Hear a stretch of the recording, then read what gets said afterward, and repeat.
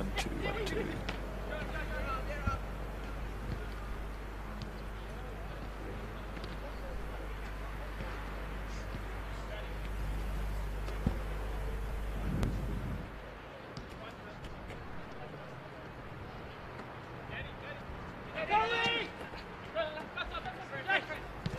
Interesting.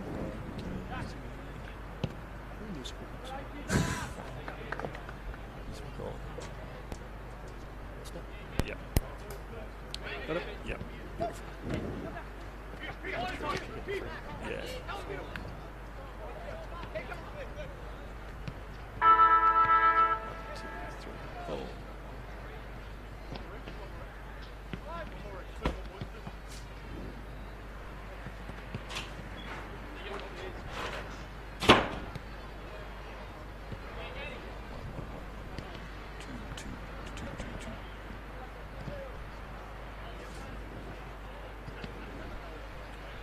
Okay. Yep.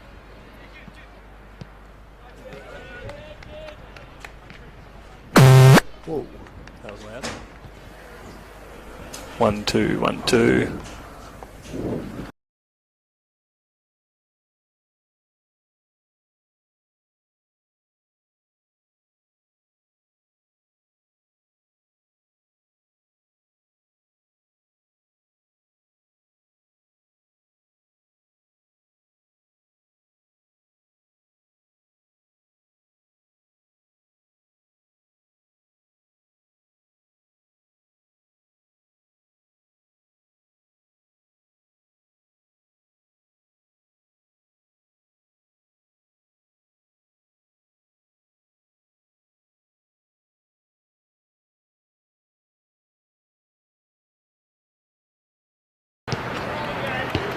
Perfect. Good to go.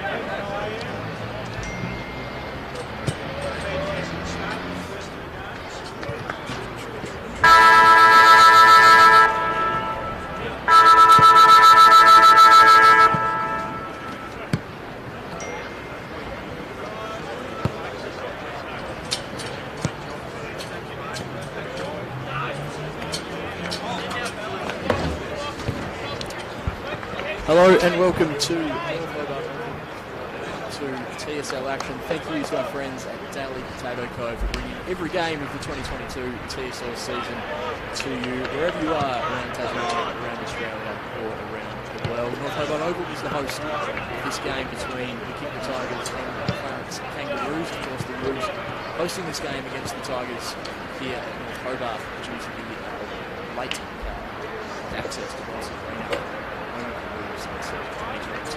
Really excited to bring this one to you today. It's a really old day in Hobart Town, but we've had some showers pass through a little earlier on. At the moment, the ground certainly. My name is Anthony Osborne. Really excited to be bringing you today's action between the Roos and the Tigers here at North Hobart Oval. To my right is Ryan Rosendale. Roos, fantastic to have you on board the TSL live streams. Thanks to DALY Potato Co. for season 2020. round 2. Really looking forward to this afternoon. Thanks, Oz. Pleasure as always, mate. Yeah, really looking forward to the first one. Jim Rebel's taken on the coaching role of the great inside, so we have first chance.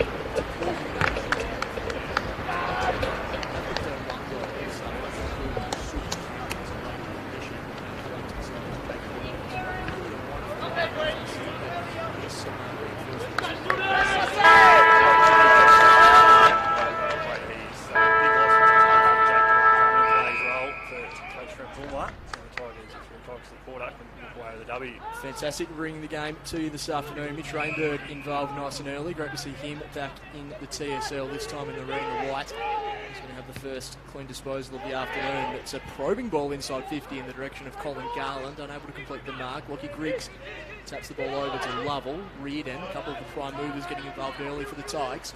Kick towards half forward, setting a bit of a task there. Lane, his kick is in the Carter direction. Carter evades the high tackle, is going to run into an open goal square and kick the opening goal of the afternoon. The Kingborough Tigers are on the board, and they're on the board in a hurry, Ron, wasn't it? Terrific to see Tyler Carter, that man has kicked the first of the day. Terrific to see him back in at Tigers colours after that horrific league injury in the middle part of last season. So, perfect start for him, and it's a perfect start for the Tigers, the first one.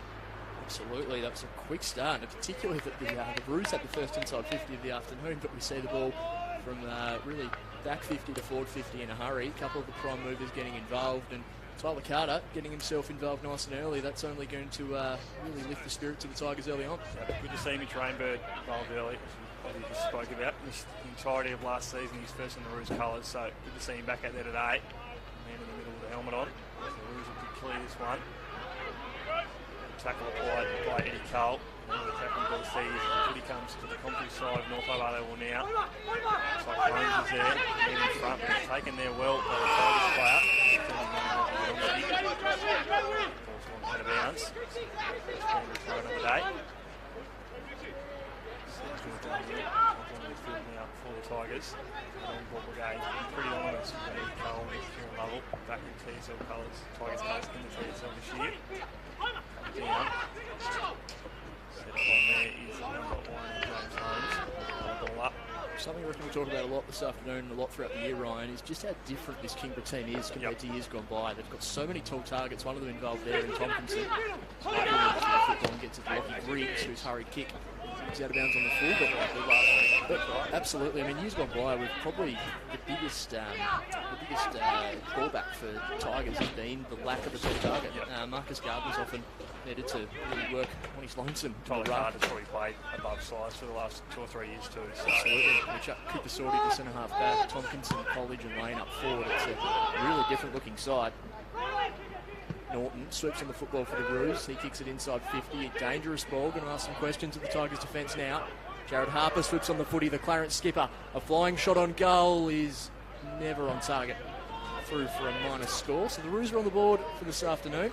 A couple of inside 50s for them so far, but it's the Tigers leading. One straight kick to one behind. First kick out of the day now. To potentially bring this wide. Short there.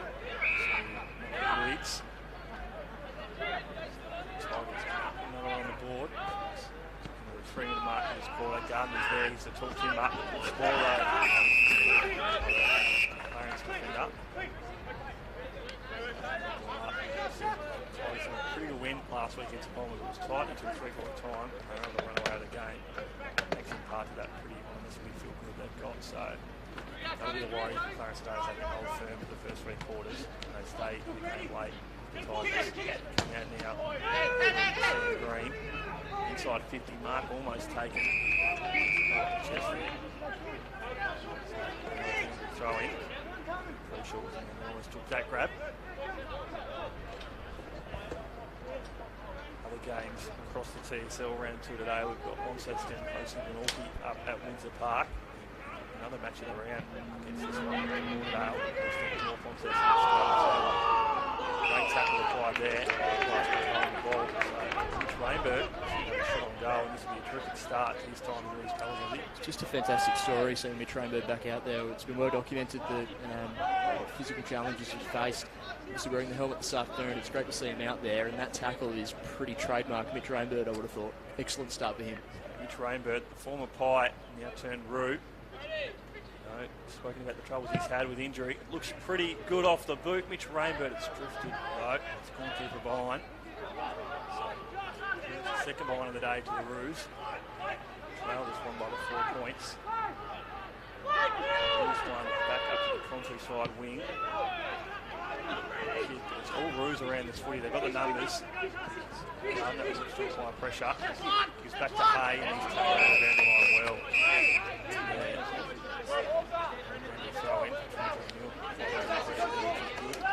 Good to see Brendan Hay out there playing senior footy as well, Ryan. We've seen him play a bit of Dev League the last couple of years, and he's been running a real mud flat sort of mullet in recent times. So he's sharpened up his look, and he's back in the seniors this afternoon. Long time stalwart is Brendan Hay. Good to see him back out. The Tigers come back out now through Zach Adams. He kicks inside 50. It's a great mark over the back from the big man in Gardner. Tall timber down there to look for, but looks like he said he's going to go for home, boys. So, Marcus Gardner, stellar season in 2021. From memory, he made the team of the year, Aussie, so he's coming for a pretty good year last year, is the big man.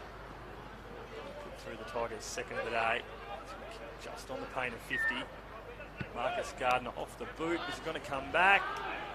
Not going to hit the line, but it's marked in the goal square. That's taken that mark. Jordan Lane's that man. Thank you, Aussie. So they come up across from Signet this season in the SFL. Coming off the flag in the SFL last year, Jordan Lane. This is no mistake. He'll put this one through for the Tigers second of the day. You see them get around him. His first goal in Tigers colours for Jordan Lane. They lead this one by 10 points. 2-0-12. Plays 0-2-2.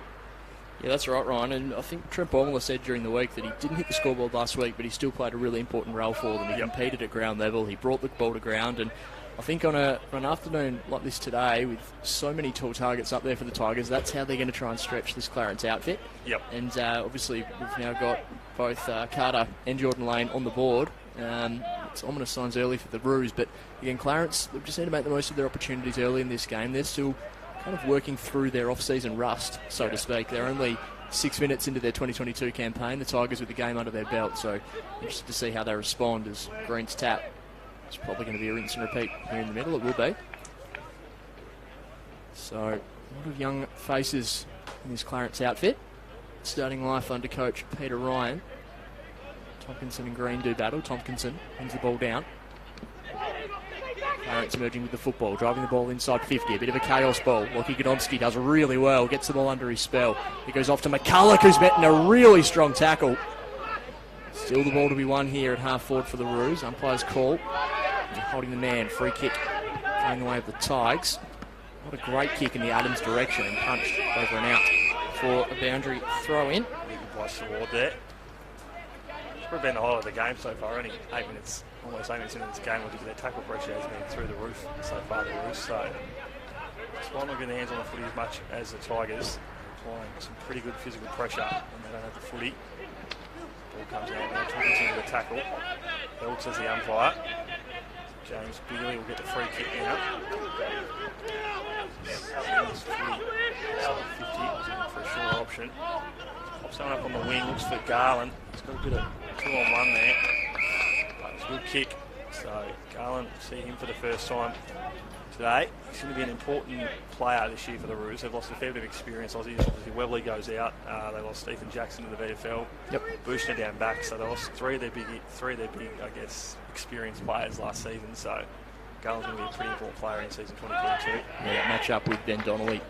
Looming his box office as well as Dygan traps the ball at half forward for the Tigers. His quick handball off and a crunching tackle laid by James Holmes. Great pressure from the Roos. We're going to try and bounce off half back now. Kicking towards half forward. Harper was the target. Zach Adams showing a little bit of dash. Gets the handball over the top, but only as far as James Holmes, who barrels the ball inside 50 in the direction of Garland, who read it best. Took the mark comfortably on his chest, and he just had a little bit of separation there on Donnelly, and probably used that experience to read the ball better than his opponent on that occasion. Yeah, well, it didn't look good off the boot from Holmes. It was a terrific kick. It was out in front of Garland, and he had, as he said, enough separation that he had away from his opponent. He was able to take a good, nice chest mark out in front. So, 45-degree angle here for Colin Garland. Well and surely within his range, kicking from about 47, and a lot of wind on that ball. That's taken it through for a minor score, left to right. So the Roos unable to capitalise so far. They're 0-3-3.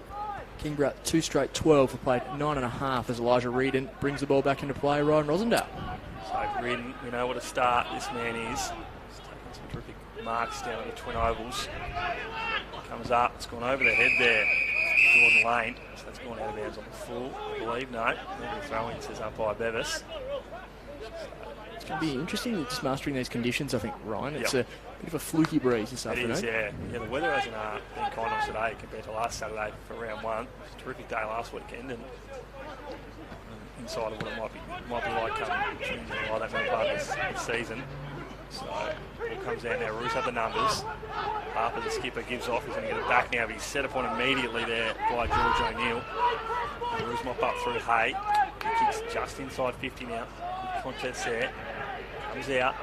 Roos have got all the numbers around this footy. What can they do with it? 3-man here wide. Good mark, almost taken. Defensive pressure's excellent there from number 31, Godomski. Players all over this footy. Get a whistle from the umpire. Ball up. Really good play there. Numbers around the footy. Everyone will be pretty happy so far, you believe it, even though they don't have goals on the board. Roos pressure.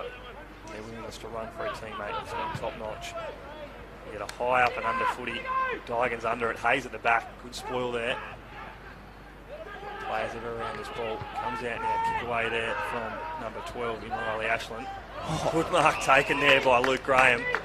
We know what a star this man is, Aussie. He knows where the goals are. That's a terrific mark there from Lukey Graham. And he knows how to mark the footy as well, Ryan. Only one hand required for Luke Graham on that occasion. And again, just read the ball really well.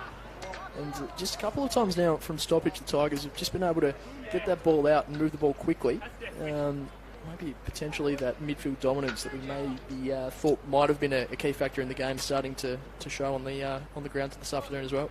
Yeah, they won the clearances by 11 last week against the Bombers, so there's an area of concern for the Roos. As Luke Graham comes in now directly in front. It's gone to the left though. So first behind of the day for the Tigers. 2-1-13 plays 0-3-3. Comes out to Holmes now. He moves back inside to Ryan. He plays on immediately. Good dash there from the former North Hobart player. He knows his ground pretty well. Garland tries to go off the ground. He can't get that one, but he comes off the ground well there. Comes out to Kieran Howlett. He's sprayed that out of bounds on the full. So good play there from the Roos. They're able to get it quickly from defence to forward, Aussie, but some poor steel execution costing them in a minute. So on that occasion, looking dangerous though. It's going to be McCulloch to bring the ball back into play for the Kingborough Tigers, looking to switch the football. Goes out in the direction of Donnelly. Donnelly down the line to Adams. Adams had such an impressive season last year. Probably unlucky to miss out on Team of the Year honours in the end. Back in board. So just look to patiently work their way up the field now, the Tigers. Tyler Carter.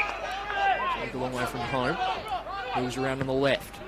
Carter inside 50. With the sit there with the Roos, but the Tigers have some reinforcements at ground level. It's going to be a big ball to win. Dygan takes the football. He's taken high, and it's going to be a Sam Dygan look at goal. Slight angle. Kicking the best part of 35 metres, and Dygan, he's probably an expert of that, isn't he, Ryan? He puts himself in good positions and more often than not earns himself the opportunity to have a look at the big sticks. He does. He's become a really important player in this lineup, Aussie. He's a vice captain. He made vice captain at the start of last season, so he's a very important player. Sammy Dygan. He's going to go in for his first of the day now. He's from about 40 out. It's going to work back towards the goals. That's straight through the middle. So the Tigers get their third. They extend that lead now. 3-1-19 plays at 0-3-3. All the Tigers on the scoreboard so far, but the Roos, a lot of the footy, applying a lot of pressure. They haven't been able to put a goal on the board, so I mentioned too, Aussie, that bit of play there. And Keegan Ryan, he went up and got the spoil, but he also was on the deck and gave the handball off. So obviously, really good play there from Keegan Ryan. He's come across this year from North Hobart. Obviously, Dad Peter's coaching. So you have to think that Dad'd be pretty impressed in the coach's box so far with his son's efforts early in this contest. So back in the middle here, Tompkinson wins the tap down. He's on roving work at ground level as well as Tompkinson, already emerging as a cult figure of the competition. He is, after 3 goals last week. I think one of our co-commentators, Brenna Costello, has claimed him as his man, so he's already got fans everywhere. Not unlike Brent to jump on board a cult figure early on in the season. So he goes the early crow with old Brenno. It's going to be a Clarence ball in the middle of North Hobart Oval now. Bit of confusion there, who's going to take the football. And it's going to be Lockie Borsboom, a couple of years out of the Devils program now. Borsboom, he'll be looking to really step up this year as he gets a little bit of space and drives the ball long inside 50. A couple of players fly, but the mark's taken. An excellent grab. And now the Roos have a golden opportunity to kick their first goal of the campaign.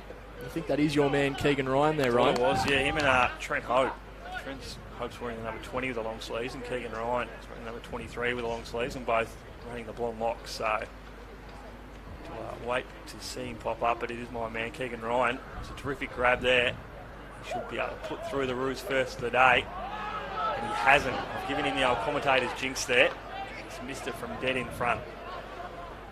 So he's done all the good work there in defence, and he's gone forward and taken a terrific grab. He's missed it from about 15 out directly in front. So that'll take the Roos now to 0-4-4.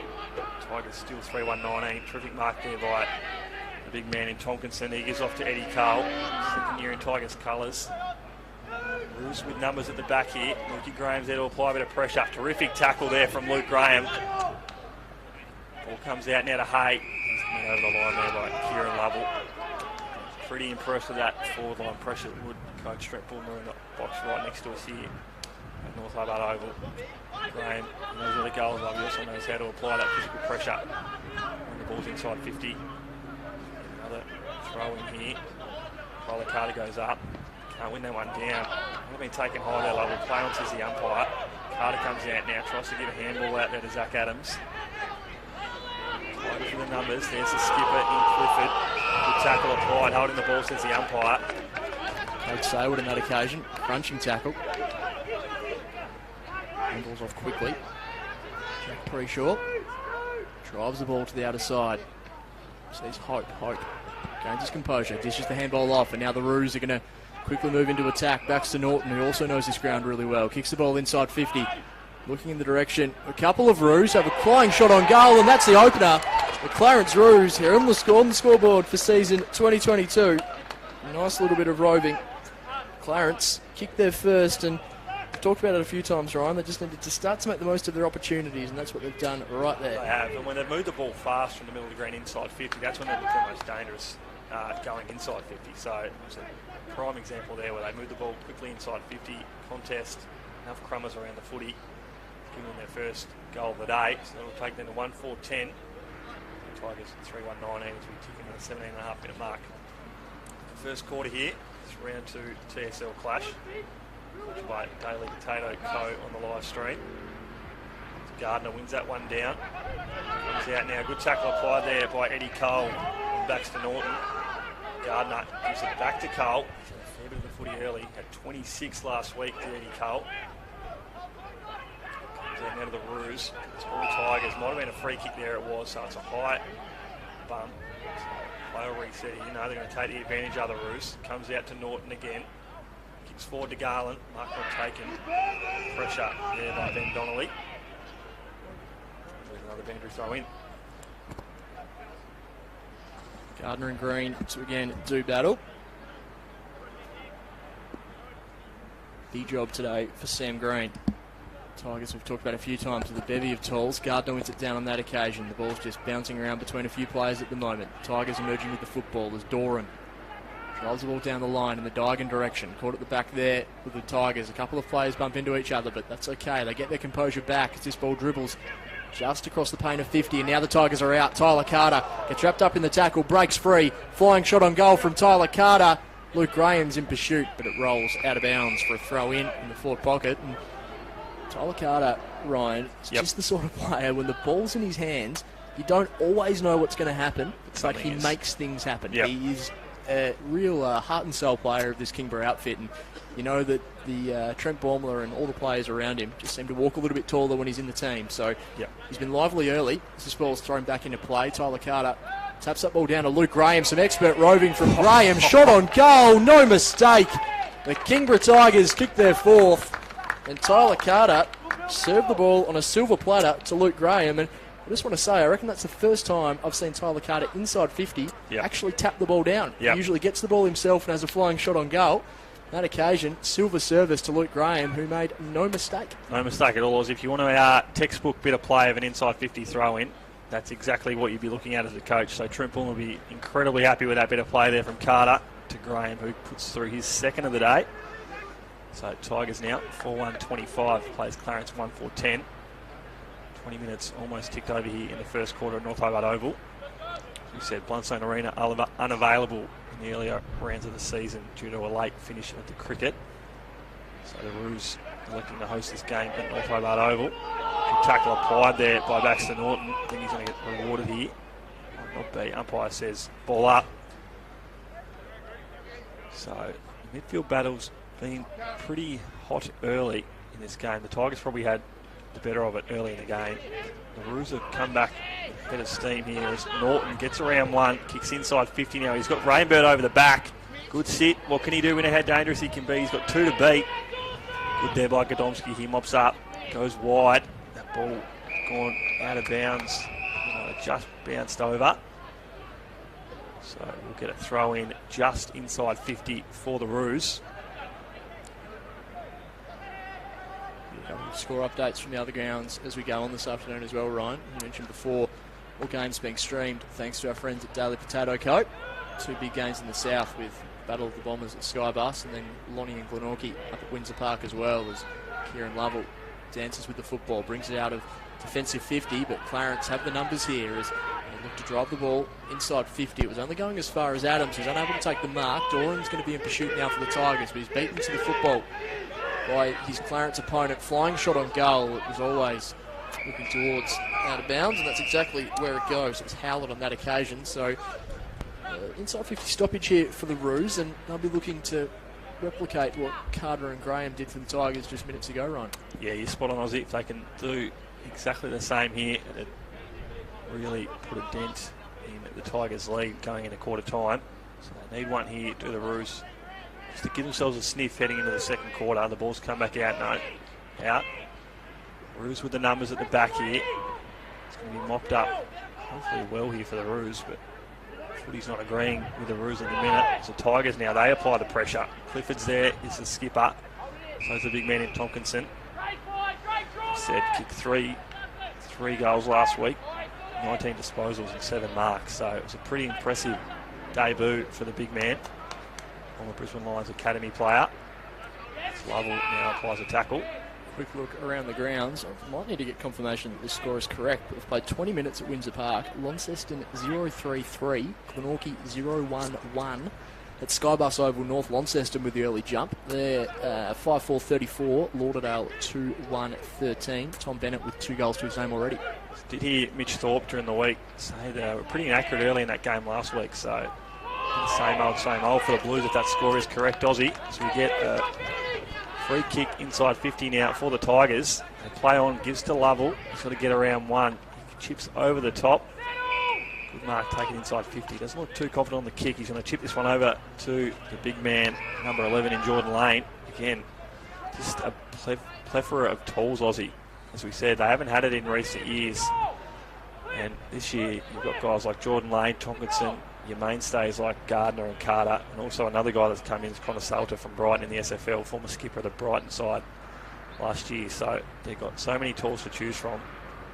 Pretty happy Trent Baumler, he would have been during the pre-season knowing he had this to choose from in 2022. So Lane now comes in on a tight angle. That looks pretty good off the boot, but it's gone through 4 behind. So second one of the day now for the Tigers. 4-2-26 plays 1-4-10.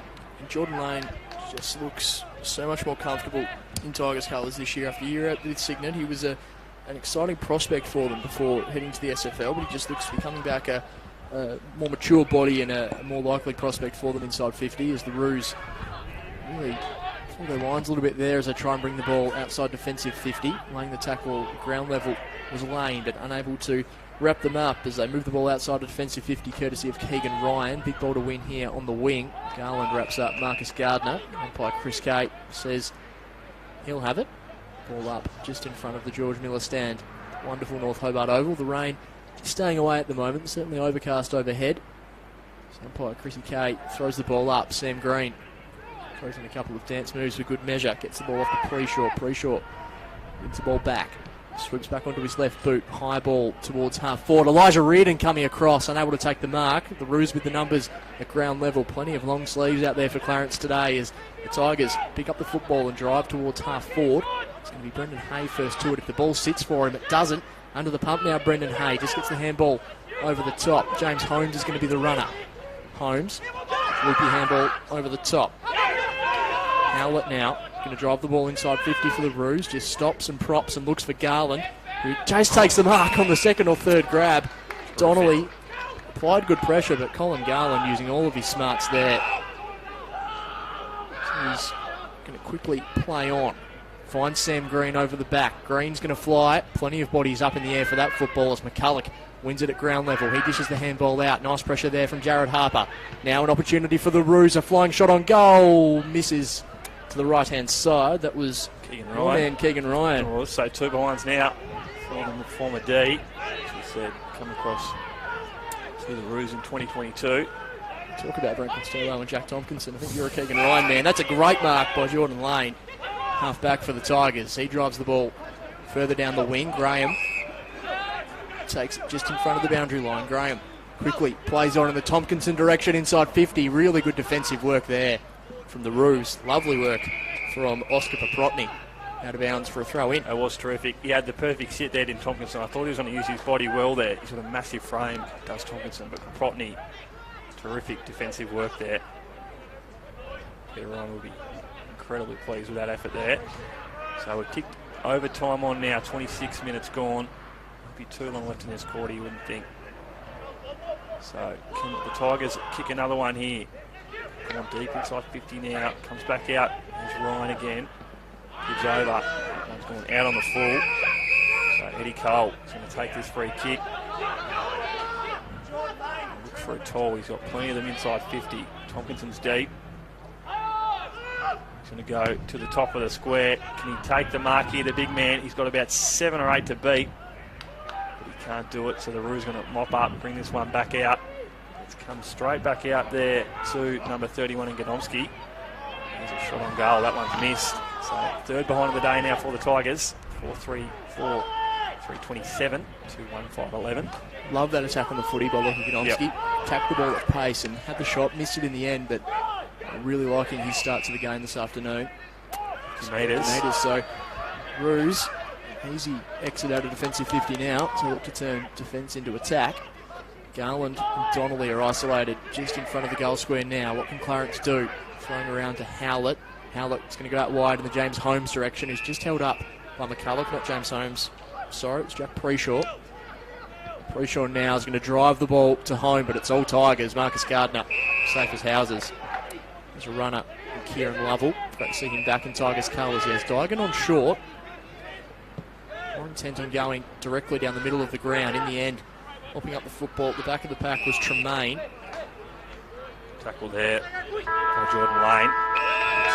Sirens just blown, and there might be a little bit of afters here. Jordan Lane involved with 4 or 5 Roos players. So you see Eddie Cole and the skipper, Clifford, just trying to settle things down. So, like to see, nothing's come from that. So, quarter time here at North Hobart Oval. Tigers lead this one 4-3-27 at Clarence 1-5-11. Aussie, it was fair to say it was all the Tigers early, but the Roos were able to muscle back, and if not for some inaccuracy in front of goal, we'd have a little bit of a tighter contest here at North Hobart Oval. Yeah, Clarence have certainly had their opportunities to this point. The Tigers just being the cleaner side when it comes to hitting the scoreboard. as you mentioned, a handy buffer to have, 16 points, but Clarence certainly in this contest. We'll quickly run through the goal kickers from either side. Trent Hope, the lone goal kicker for Clarence. The ones for the Tigers, we've got Tyler Carter, Sam Digan, Jordan Lane, and Luke Graham. Luke Graham's been really lively inside 50, and talked about a few times, the Tigers' tools have just created a few headaches for Clarence so far, but we've also touched on that midfield battle. What are your initial thoughts on the midfield battle so far, Ryan? I thought the Tigers probably won it early. Clifford was a little bit quiet, but you had Eddie Cole and obviously, as you said, Kieran Lowell's come back this year. So when you can add two guys that are probably undersized, but they're two guys that really know how to find their own footy, and when they don't have the footy, they apply a terrific amount of pressure to the opponent. So I thought Cole and Lovell were really good early. Obviously missing Will Campbell, as we spoke about pre-game today, through a laid out. So I thought they won it early, but the Roos through guys like Baxter Norton, the skipper in Harper, Mitch Rainbird when he was in there early, I thought they were able to win it back late in that quarter. And as we said, if they can tighten up their accuracy going forward, they might be in with a sniff to bring this margin back towards half-time from there in the second half. It's interesting to see life under coach Peter Ryan for the Roos. They still do that little walk as a group. They converge on the wing and then they move as a group inside 50 and then back and forth. Just seeing that then, it just reminded me of because it's interesting that they are still doing that as a group. There's a lot of things that coach Jeremy Webberley has probably put into this unit over the years, and although it is a very new look side under coach Peter Ryan, I'm sure he's put his own spin on things. Well, truly, it's just interesting to see that as we go into the quarter time break. It's the Roos 1-5-11 at quarter time, Kingborough 4-3-27. You're tuned in to the TSL Daily Potato Co. live stream. Thank you to our friends at Daily Potato Co. We're able to stream every game in season 2022.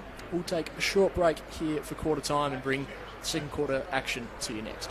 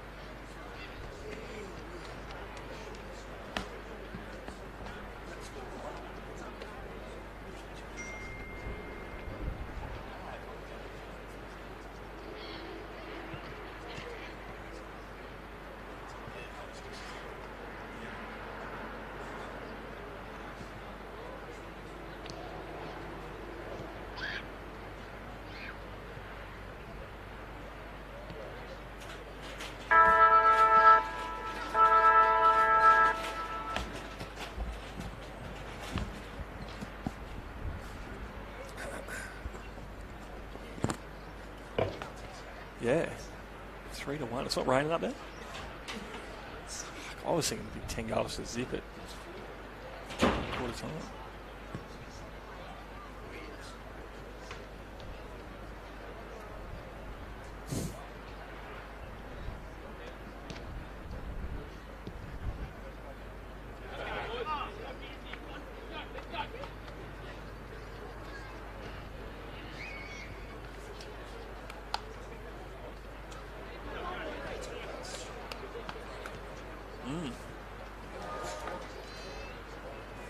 3 behinds in a quarter is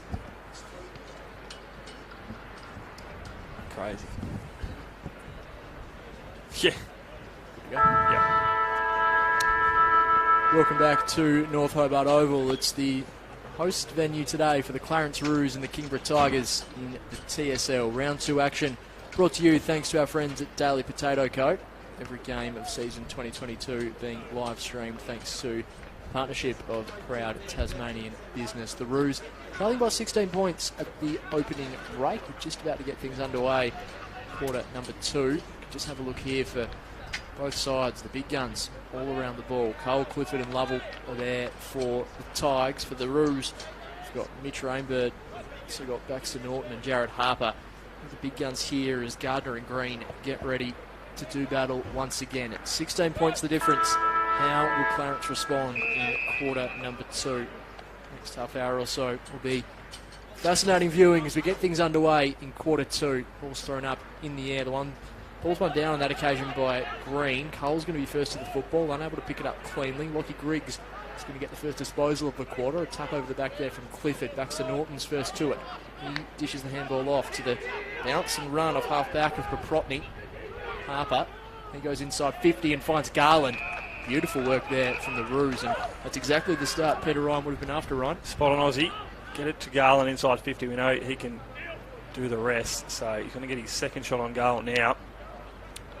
And one in the first quarter, just drifted wide. You know, he knows how to kick goals on this ground. Played all his junior footy here growing up. Came back to the TSL, spent a few years with the Demons before he crossed over to the Roos. So Colin Garland, that looks pretty good off the boot, but it's gone through from behind again. So he's just missed his 2 opening set shots today. They'll take the Roos to 1-6-12 to the Tigers 4-3-27. So again, set shots going inside 50 for the Tigers, for the Roos I should say, really hurting them so far in this game. Bringing out to Clifford now. He's going to go wide. He's got Lovell just in front of us here on the commentary side. Wing in North Hobart Oval. Well played there though from the Roos by Baxter Norton. A worrying as a player when you've got a one-on-one with Kieran Lovell, Aussie. We know how damaging he can be. Spent a year last year in the Sandful. Before that, obviously, spent his junior career with the Tigers, drafted to Hawthorn. And the Hawks were really at the peak of their powers, so he would have learned a lot from his time in the AFL system. Lovell comes out to Cole now. Good pressure now applied by the Roos. Great tackle. Push in the back though, says the umpire. So Eddie Cole's going to get the free kick now. Just to slow this tempo down a bit. He goes inside 50. Jordan Lane's there. He's got 2 to beat. Good pressure by the Roos. Harper's got the footy now to skipper. He's going to barrel this up the wing. Reardon in a one-on-one. Well played there. Tigers with the footy. Pushing the back, no, says the umpire. Throw in. So again, the tackle pressure from the Roos has been really strong in this second quarter, as it was all the way through the first. He's a young player, Jack Preshaw, but that's what he's built his reputation off. Yep. He's really hard body in and around the contest, and a great tackle on that occasion. This ball's thrown back in to the duel with Gardner and Green. And just tap it down to themselves. Tigers with the numbers here. Get the ball out to Lockie Clifford. Clifford stops, props, gets the handball over the top to Eddie Cole. Cole, spearing ball inside 50. Plenty of bodies flying for the football. Lane at ground level. Just gets his hands to it. Wrapped up in a strong tackle.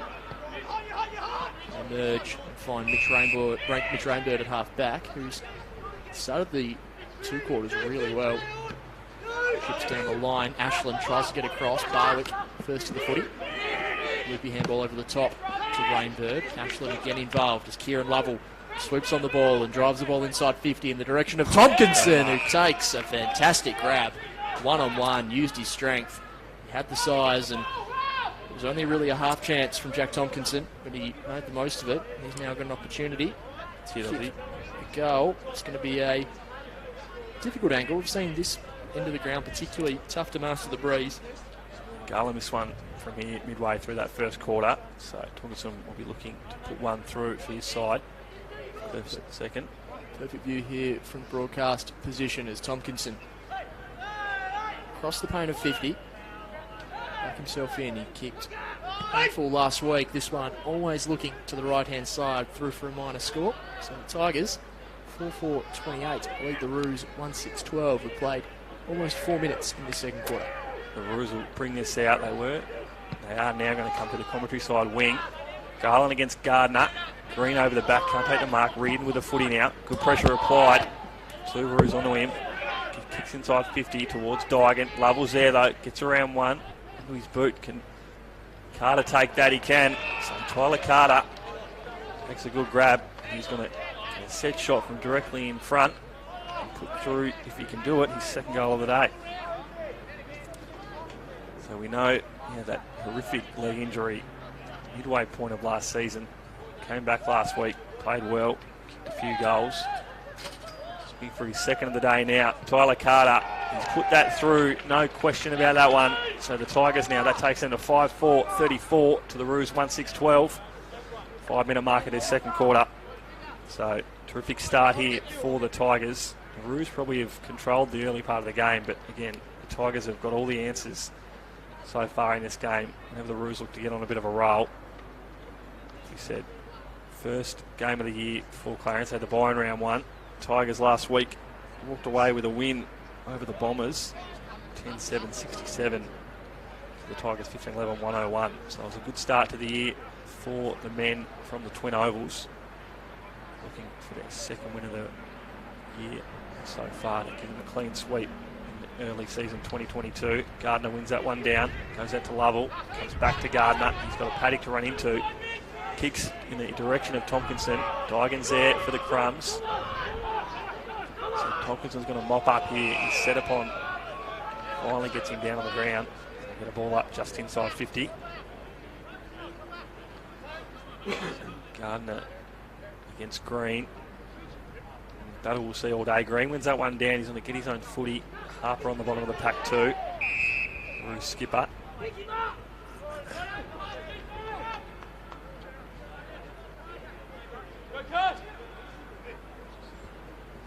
Ball up now. Gardner taps that one down, looking for his skipper in Clifford.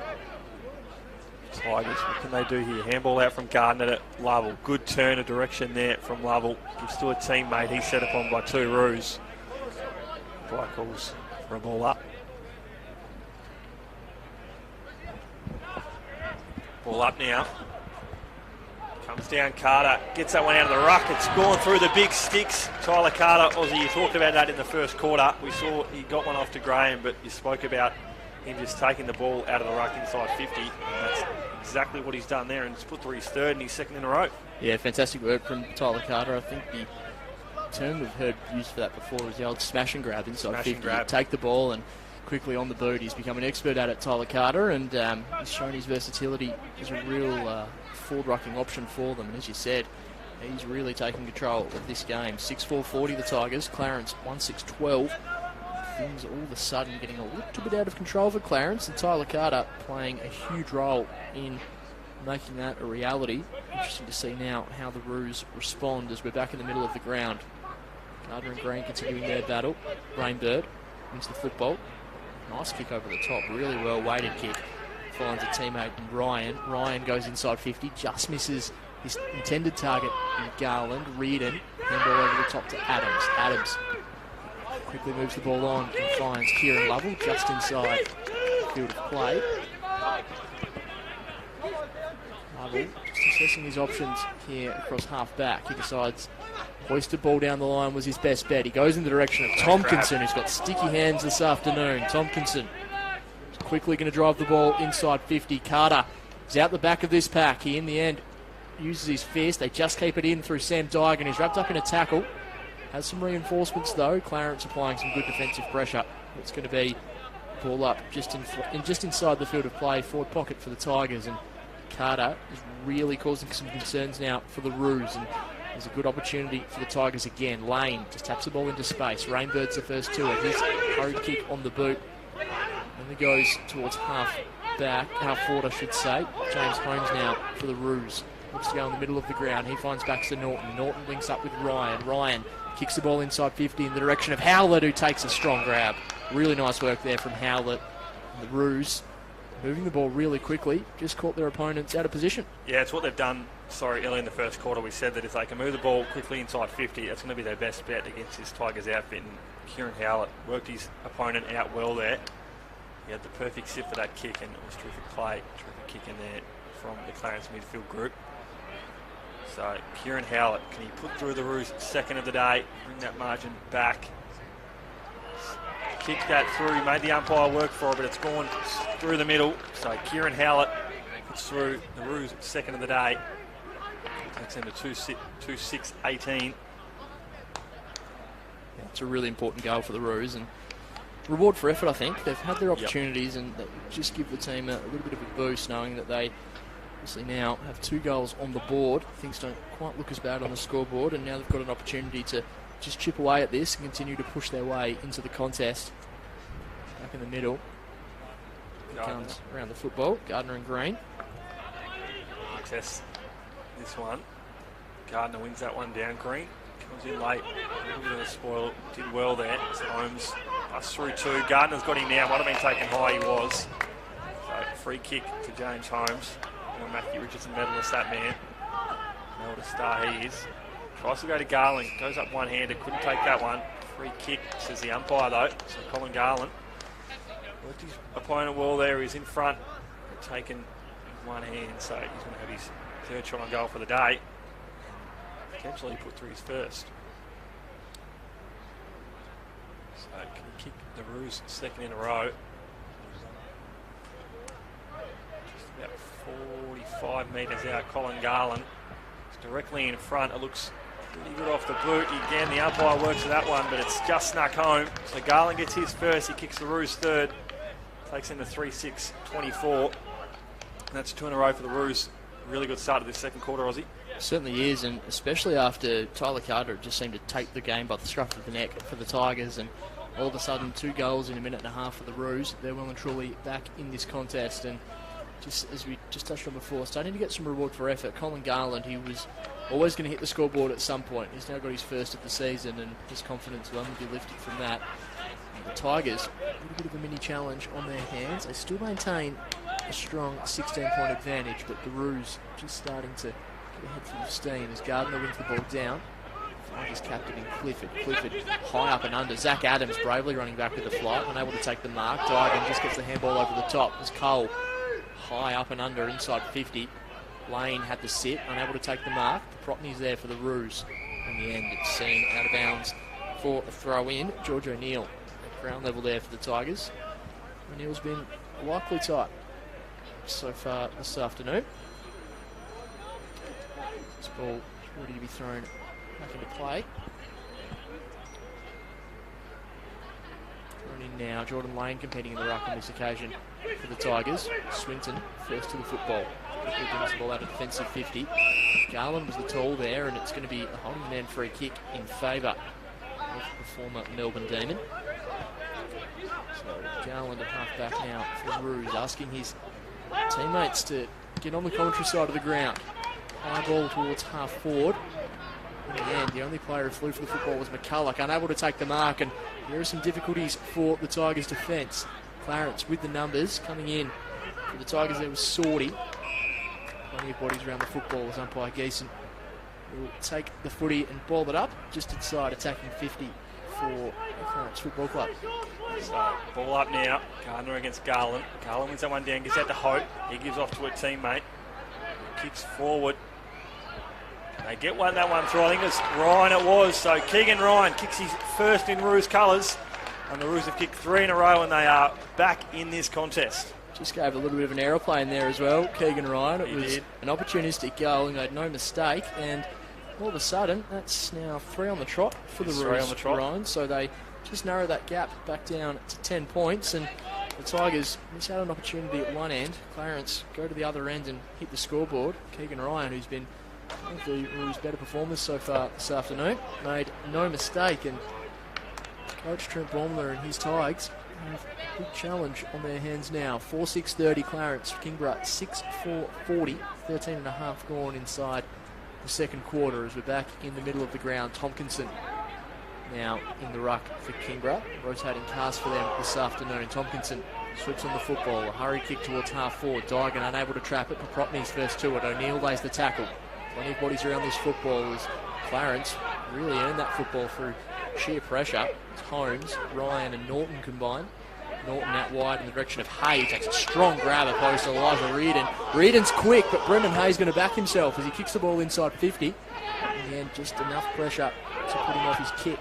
O'Neill only goes as far as Jack Preshaw. Preshaw wrapped up in a big tackle from Clifford. Elijah Reardon first to the football. Mitch Rainbird lays the tackle. And it is hot football, Ryan Rosendale, at the moment. Yep. Terrific tackle pressure there from the Roos. They looked out at the Tigers, but saw Mitch Rainbird, the last man to tackle there. We know that was one of his traits when he was in Pies colours, so terrific to see him bring that across to the Roos.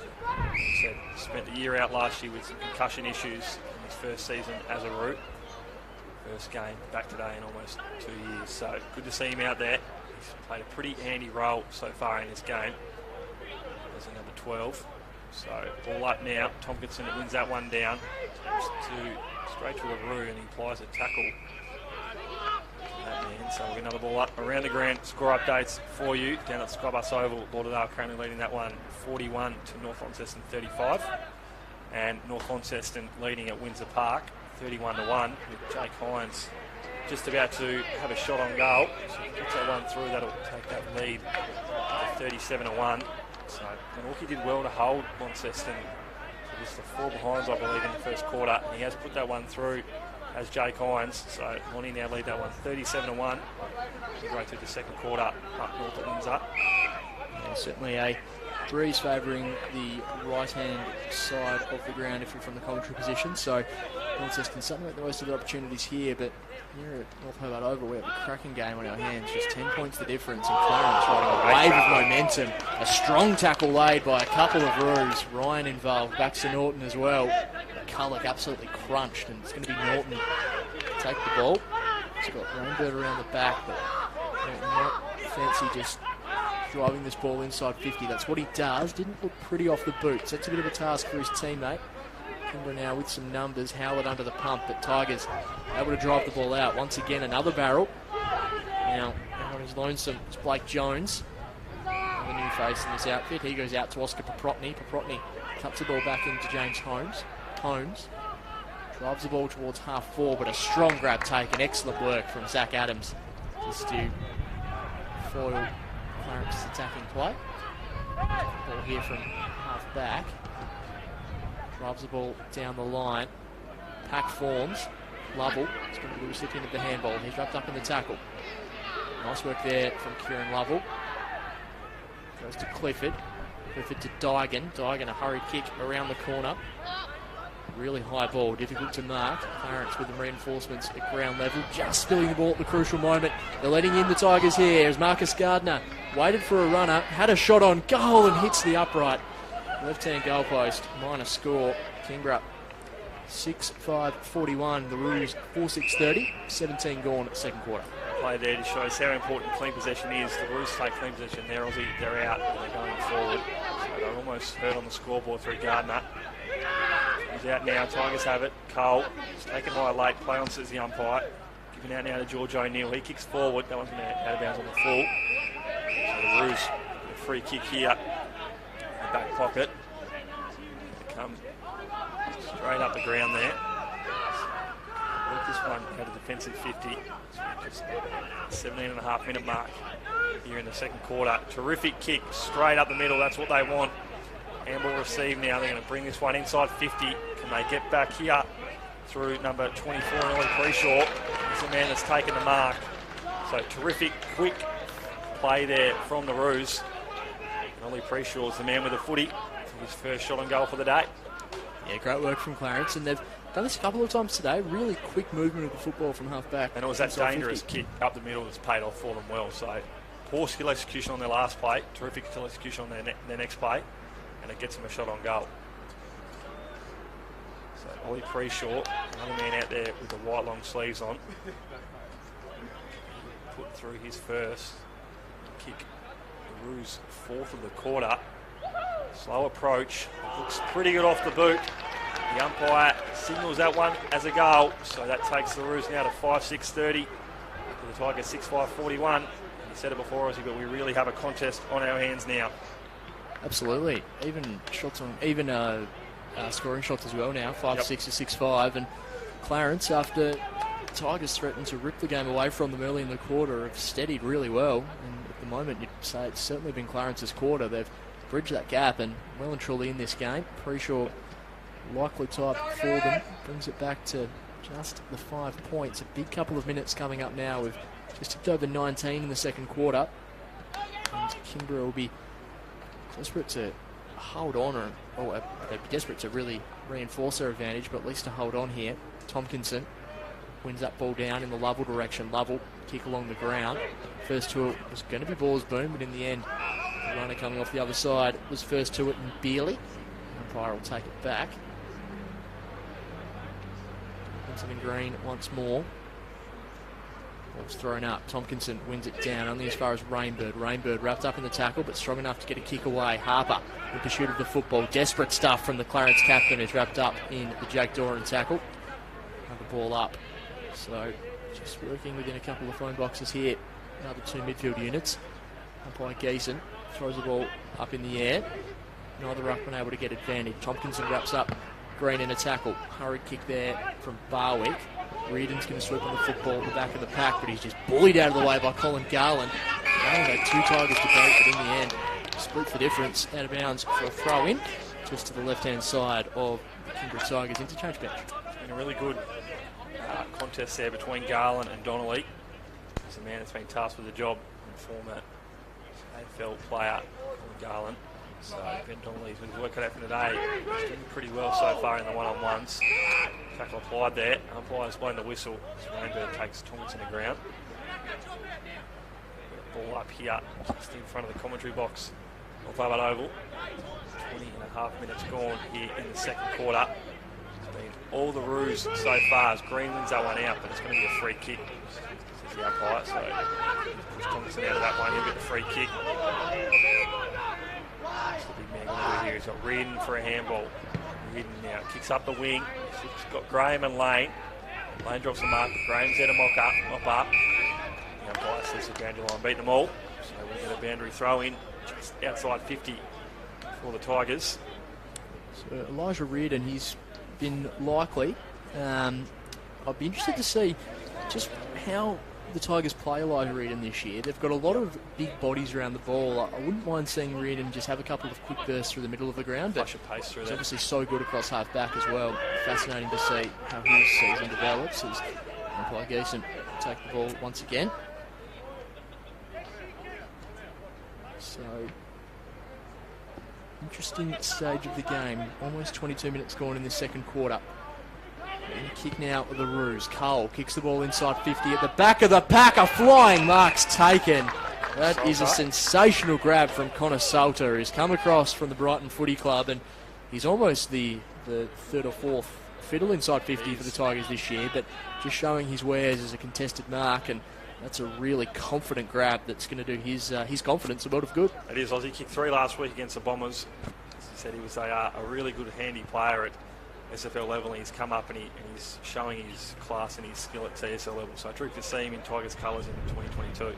So Salter crosses the paint of 50, kicks on the way. It looks nice off the boot, but was always going to the right-hand side, through for a minor score. So just getting back out to one straight kick now. Minute and a half, so 2.5 minutes away from time on now. So single goal is the margin in this game. 5-6, 36 plays at 6-6, 42. So all Tigers in the first quarter, and it's been all the Roos. They've really flipped the script in this second quarter. Rainbow goes short to a teammate. Square, so they're going to bring this one to the right street side of the ground. There's plenty of options out there. Man in front for the Tigers. Couldn't take the mark. Tackle applied though. And the ball up here. So I feel like that'd be the concern for Coach Trent Bulmiller at half time, that they haven't been able to stem the flow of the Tigers. The Roos have been able to kick 4 goals in a row without the Tigers really getting one on the board themselves. So that'd be the area of concern for Trent at half time, to be able to stem the flow and get the momentum back in their favour. As Connor Salter comes bursting through against Brennan Hay, keeps his feet there, the smaller man. He's done really well. He's going to get the footy here now. Brennan Hay Solder comes at him again to apply some pressure. He kicks to Garland, but really well played there by Ben Donnelly. Man in front. He said that's been a terrific battle all day. And Donnelly's just won that one-on-one. So it comes now just in front of the commentary box. Marcus Gardner goes up. He'll be taken without there, the Tigers player. In Adams he was. So the umpire was onto that one. So free kick now to Zach Adams. The elite wingman in the competition. I know you love your wingman, Aussie. Do love the work of Zach Adams. I was just watching the little exchange between Brendan Hay and Riley Ashland just in front of the interchange bench. A few words being spoken. This ball's now in the hands of Eddie Cole, who just kicks around the body. Big ball to win here. Opportunity now for both sides as Dygan's driven into the ground in the end illegally, according to the umpire. Free kick going the way of Dygan. A little sloppy there from Threeshaw. So Dygan. His options. Solder deep. In the end, he had a runner coming in, but the umpire's going to send them back. The area wasn't quite clear, and Solder will be filthy. He led into a paddock of space. Now he's going to see his options again here. Connor Solder, he's gone out wide, but Dygan's going to look a little closer to goal as he drives the ball up. Plenty of high flyers. Sam Green at the back of the pack. Tyler Carter grabs the football. The umpire says play on. Carter kicks goal number 4. And the Tigers get a much-needed major against the flow of play, it must be said. They do, yeah, and it was an advantage play there for the Tigers. Obviously, all the Roos players had stopped. They weren't too sure which way that free kick was being called, and you saw a bit of confusion there from the Roos defenders, but Tyler Carter well within his rights to continue on and stream forward. He's kicked his 3rd of the day now, Tyler Carter. Fourth of the day. Just check my team sheet there. He's kicked 4, so Tyler Carter has been the man up forward that's been most damaging for both sides. That gives him a 12-point lead now. Just extends that back to a little handy 2-goal lead for the Tigers. 7-6, 48, 5-6, 36. So we're getting on the ball up here. Tompkinson against Green. Sorry, Lane against Green, I should say. So we've got so many tools now, Aussie. It's hard to separate one from the other. He's gone by and been a pretty small and quick outfit, but they've got a really good balance now to the Tigers of Tall and Smalls. Terrific midfield group. Led by skipper Lockie Clifford. Will Campbell missing today. Garland takes that one out in front against Donnelly, so he wins the next one. Donnelly's got a really good grab against Garland in the previous passage of play. He kicks forward deep, almost taken there, just before the goal line. So another point now to the Roos. 5-7, 37, 7-6, 48. Bring this one out again to the commentary side of North Hobart Oval. Tompkinson's there. He goes up unopposed. He really should have taken. Cole applies pressure now on Barwick. A little bit after the fact between Barwick and Cole. Neither man dropped back. Both pretty damaging physical midfielders. I love the physical side of the contest. It's Lane. Goes up. Clifford's the man with a footy now. Dygan's there, so's Carter. Who's going to win this foot race? It's going to be Tyler Carter. If the ball sits for him, it does. He does well to almost get it up, but Tompkinson's got the footy now. He's taken. Graham gives out to Dygan. What can the vice-captain do here? He can't do much because the boundary line beats him. So 27.5 almost gone now in the second quarter. Not too long left in this game, you'd think. Sorry, in this quarter, you would think. But there's definitely plenty left in this game. Obviously, got a half to go. It's a 13-point lead, and there is the siren for the second quarter. And after a pretty good start by the Tigers in the first quarter, they lead this one now 7-6, 48 to 5-7, 37. It was all the Roos in that second quarter, Anthony Osborne. Yeah, it's a really interesting game that Tyler Carter's kicked 3 goals in a quarter, but you still say that it's the quarter that really was owned by Clarence. Yep. They're going into the break with an 11-point difference, and the game's well and truly in the balance. We've seen the Roos really capitalise on some quick ball movement to create some opportunities when they've gone inside 50, and they've been looked really likely. I think Garland's just working his way into this game and is becoming a real focal point, as you'd expect, for them. Guys like Jared Harper and Baxter Norton also getting their hands on the football, and I reckon maybe not as much the latter half of that second quarter, but Kieran Howlett has been really likely for them throughout that first half as well. For in that quarter. He certainly did for the Tigers. I think plenty of players who have been likely, obviously that rotating ruck it's almost a Trio. carousel at the moment that they've got of Tompkinson, Lane and Gardner rolling through there. They've all been really likely. Kieran Lovell, of course, has had his hands on the football. Eddie Cole's worked his way as well. We'll quickly go through. Lockie Clifford too. He worked his way into the game in that second quarter really well. He was pretty quiet in the first quarter, but he's the captain of this side for a reason. So I thought he was really good in that second quarter with the Tigers. Absolutely. We'll quickly go through the goal kickers for the home side. The Clarence Roos home at North Hobart Oval today. Singles to Colin Garland, Trent Hope, Kieran Howlett, Ollie Preshaw and Keegan Ryan, who kicked a fantastic goal off the ground. Really opportunistic goal from him. And then for Kingborough, Tyler Carter with 4, Sam Diagon, Jordan Lane and Luke Graham all with singles. So Clarence 5-7-37, the Kingborough Tigers 7-6-48. We'll take a short break here from North Hobart Oval and bring you the second half action shortly. A quick around the grounds before we do that though. Lauderdale have got themselves back in the game at Skybus Oval. They're trailing North Launceston 45-48 late in the second term, and there's obviously a bit of a breeze playing down at the ground we affectionately call the Tip. We love heading down to Lauderdale, Ryan, but also a big breeze happening at Windsor Park as well. Launceston have put the foot to the accelerator. They lead 62-1 at half time. They've slammed home 9 goals, 5 for the quarter, kept Glenorchy scoreless. So Glenorchy with all the work to do in the second half there. Here at North Hobart Oval, the Roos 5-7-37, Kingborough 7-6-48. You are tuned in to the TSL live stream thanks to Daily Potato Co, bringing you all of the season 2022 courtesy of the AFL Tasmania live stream. We'll take a break here at half time. Second half action coming up next.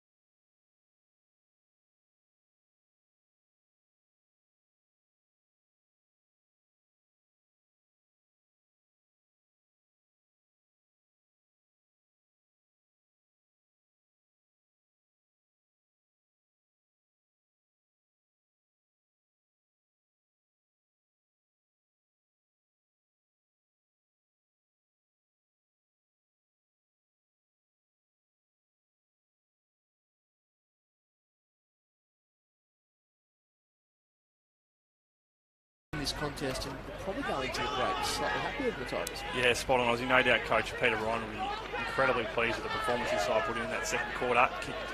It was 4 unanswered, so they were able to really put some scoreboard pressure on and bring that deficit back. As you said, it's a tighter game than it was at quarter time.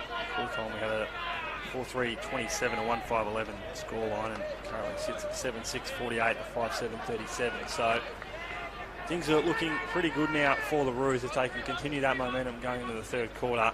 As we said, we know how well the Tigers came home last week against Lauderdale down at Skybus Oval, so that'll be the worry for the Roos if they can continue to kind of curtail that momentum that the Tigers set upon. They might give themselves a sniff at three-quarter time. They can do a bit of damage in this third quarter.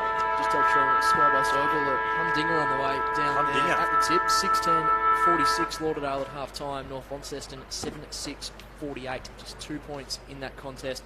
Tom Bennett and Josh McGuinness with 3 goals apiece. They're leading the way in that game. And up at Windsor Park, Launceston 11-8, 74 lead the Magpies, one behind, one at the main break. So a couple of big breezes in those two contests. Here at North Hobart Oval, it's probably more of a fluky breeze, you'd have to say. The rain was starting to set in with about half an hour to go until this game got underway, and it's not really cleared so far. Still gloomy skies overhead, but just a little fluky breeze to play with. And this second half, as you said, it's just 11 points the difference, and a lot of prime movers for both of these outfits have really started to stamp their authority on the game. We talked just before we went off for our halftime break, and also during the break as well. Guys like Eddie Cole have really started to get themselves involved in the contest. Marcus Gardner's been really impressive. Keegan Ryan on the Clarence perspective as well. Colin Garland was pretty influential too when they went forward. So he got his hands on the footy. He only kicked the one goal, but he's in a really good battle with Ben Donnelly in that second quarter. There were just a few big moments late in the quarter that I thought a couple of these leaders at Clarence in Baxter Norton, Jared Harper and James Holmes really stamped their authority and helped wrestle a bit of that momentum back. And they're the sort of players that are going to have a big role to play if Clarence are to hunt down this 11-point deficit and work their way into this contest. You can see Holmes in front of us here pushing up to a wing, and Lockie Griggs directly in front of us as the players are all getting into position ready to start this second half of football at North Hobart Oval. 11 points the difference. Marcus Gardner and Sam Green to do battle. Chris Kay with ball in hand as he raises it aloft. Brian Rosendale to bring you the ball up to start the third quarter here at North Hobart Oval. Third quarter action now underway. Green and Gardner. Gardner wins that one down. Smart tap there from Norton towards Green. Goes inside 50. Garland taking the mark with a spoil there from Donnelly. He's out of bounds now. Missed there by the umpire. That one was out of bounds. So play continues. Mark almost taken in the goal square for the Roos. Can they get this one on the boot? Good defensive work there by the Tigers. So Garland snuck away with one there. It's almost a bit of a rugby scrum on the goal line, wasn't it, in the end? And desperation from both sides. The Tigers avoiding a bit of a disaster there as the ball's thrown up right on the goal line with a phone booth to work with. McCulloch drives the ball out of defensive 50 in the direction of Salter, and the ball's going to go out of bounds for a throw in just between the George Miller and Roy Kazali stands right street side of North Hobart. So ball in now. Roos kicked the first one, bring that deficit back to single digits. Try and work something here through Rainbird. Kick away now. Really good in front of Garland. He's got perfect sit. Reardon comes through with a bucket of pace, so he's going to sprint out of 50, kick towards goal for his side. It's going to trickle inside 50. Tompkinson's there. He's got some runners coming through now. He's got one out wide here. That man is Lockie Griggs. He kicks over to Luke Graham. Can he take a mark there? He can. So terrific play there from the Tigers. That was a perfect kick there from Lockie Griggs. Graham's going to go short again to Daigan. So brings that one probably a little bit closer to the goal. So 10 metres. So Sammy Daigan, the vice captain of this outfit, has held that position since the beginning of last year. So he's well respected within this group. So Sam Daigan, can he kick the first of the third quarter? He's second of the day. Sam Daigan's put that straight through the big sticks and he likes it too. Sammy Daigan 6-2, and that's the first of the third quarter, and it's the way of the Tigers. Yeah, well called there, Ryan. Nice work there from the Tigers, and I love the patience of Jack Tompkinson. He knew that if he turned himself back into traffic, he was probably going to run into a little bit of trouble, so he waited and waited and waited for the runner to come. Lockie Griggs was that runner. Yep. He drives the ball inside 50. A smart mark by Luke Graham, who was probably within his rights to have a ping from there, but he decided to do the selfless thing, found Sam Dygan, who kicks his second goal of the afternoon, and that is the perfect start for the Kingborough Tigers. They move to 8-6-54. Clarence 5-7-37. Almost 3 minutes gone in the third quarter. As back in the middle, now the challenge is well and truly on the Clarence Roos. How are they going to respond? Gardner wins the tap down. Cole was first to the football, but Green does the roving. Gardner just bustling his way through. Plays stop and prop. Holmes drives the ball inside 50 to Colin Garland, unable to quite complete the grab. Preshaw's there at ground level. Tigers with the numbers. McCulloch shrugs one tackle, dances around another. Bouncing ball, placed fortuitously there. Sam Dygan, who quickly turns and goes, drives the ball inside 50. Lane was the intended target, doesn't quite get over the top to him. Clarence with some reinforcements. So they combine. Norton also with Lockie Borsboom. Bouncing ball here along the wing. It's a big ball to win, and the Tigers are going to do it. Kieran Lovell, he's wrapped up by two, still gets the handball away. He doesn't gain any meterage though. It's going to be a high tackle favouring Rainbird. Yes, Rainbird's going to emerge with the football. Dygan, one penalised on that occasion, goes into the middle of the ground to find Paprotny. Paprotny quickly wheels and goes. A bit of a chaos ball inside 50. Reading it best was Godomski. Just got the handball away to Lovell. Lovell runs himself into some space. Hurry kick around the body. It's a tough one for Gardner. Harper's there for Clarence. He kicks up the line, and now here's an opportunity through Barwick for the Roos to go inside 50. A driving ball in the direction of Garland. It was always going to be a tight kick against the boundary line, and it was, dare I say it, centimetre perfect on that occasion, finding Garland, who's now got an opportunity around the body, difficult angle, to kick a goal. It was terrific there. I think the man there was Trent Hope, so he's done well there to put that straight out in front of Colin Garland. Get their first shot on goal for the third quarter. Garland wheels around. It's a tight angle. Always just going the wrong side. Out of bounds on the full, but opportunities being created here by the Roos. It's going to be Griggs to bring the ball back into play. Griggs, he's got Cole on short. Be a dangerous kick if he wants it, so he elects to go longer up the wing. Commentary side of the ground now. It's a big man. Tomlinson flies that one unopposed. A bit more pressure needed to be applied there from Jones. So come now towards the forward 50. Carter's around the back. Can't take the mark. Good pressure there from the Roos though. The footy taken over the line is George O'Neill. So as we said, this contest has really become close since midway through that second quarter.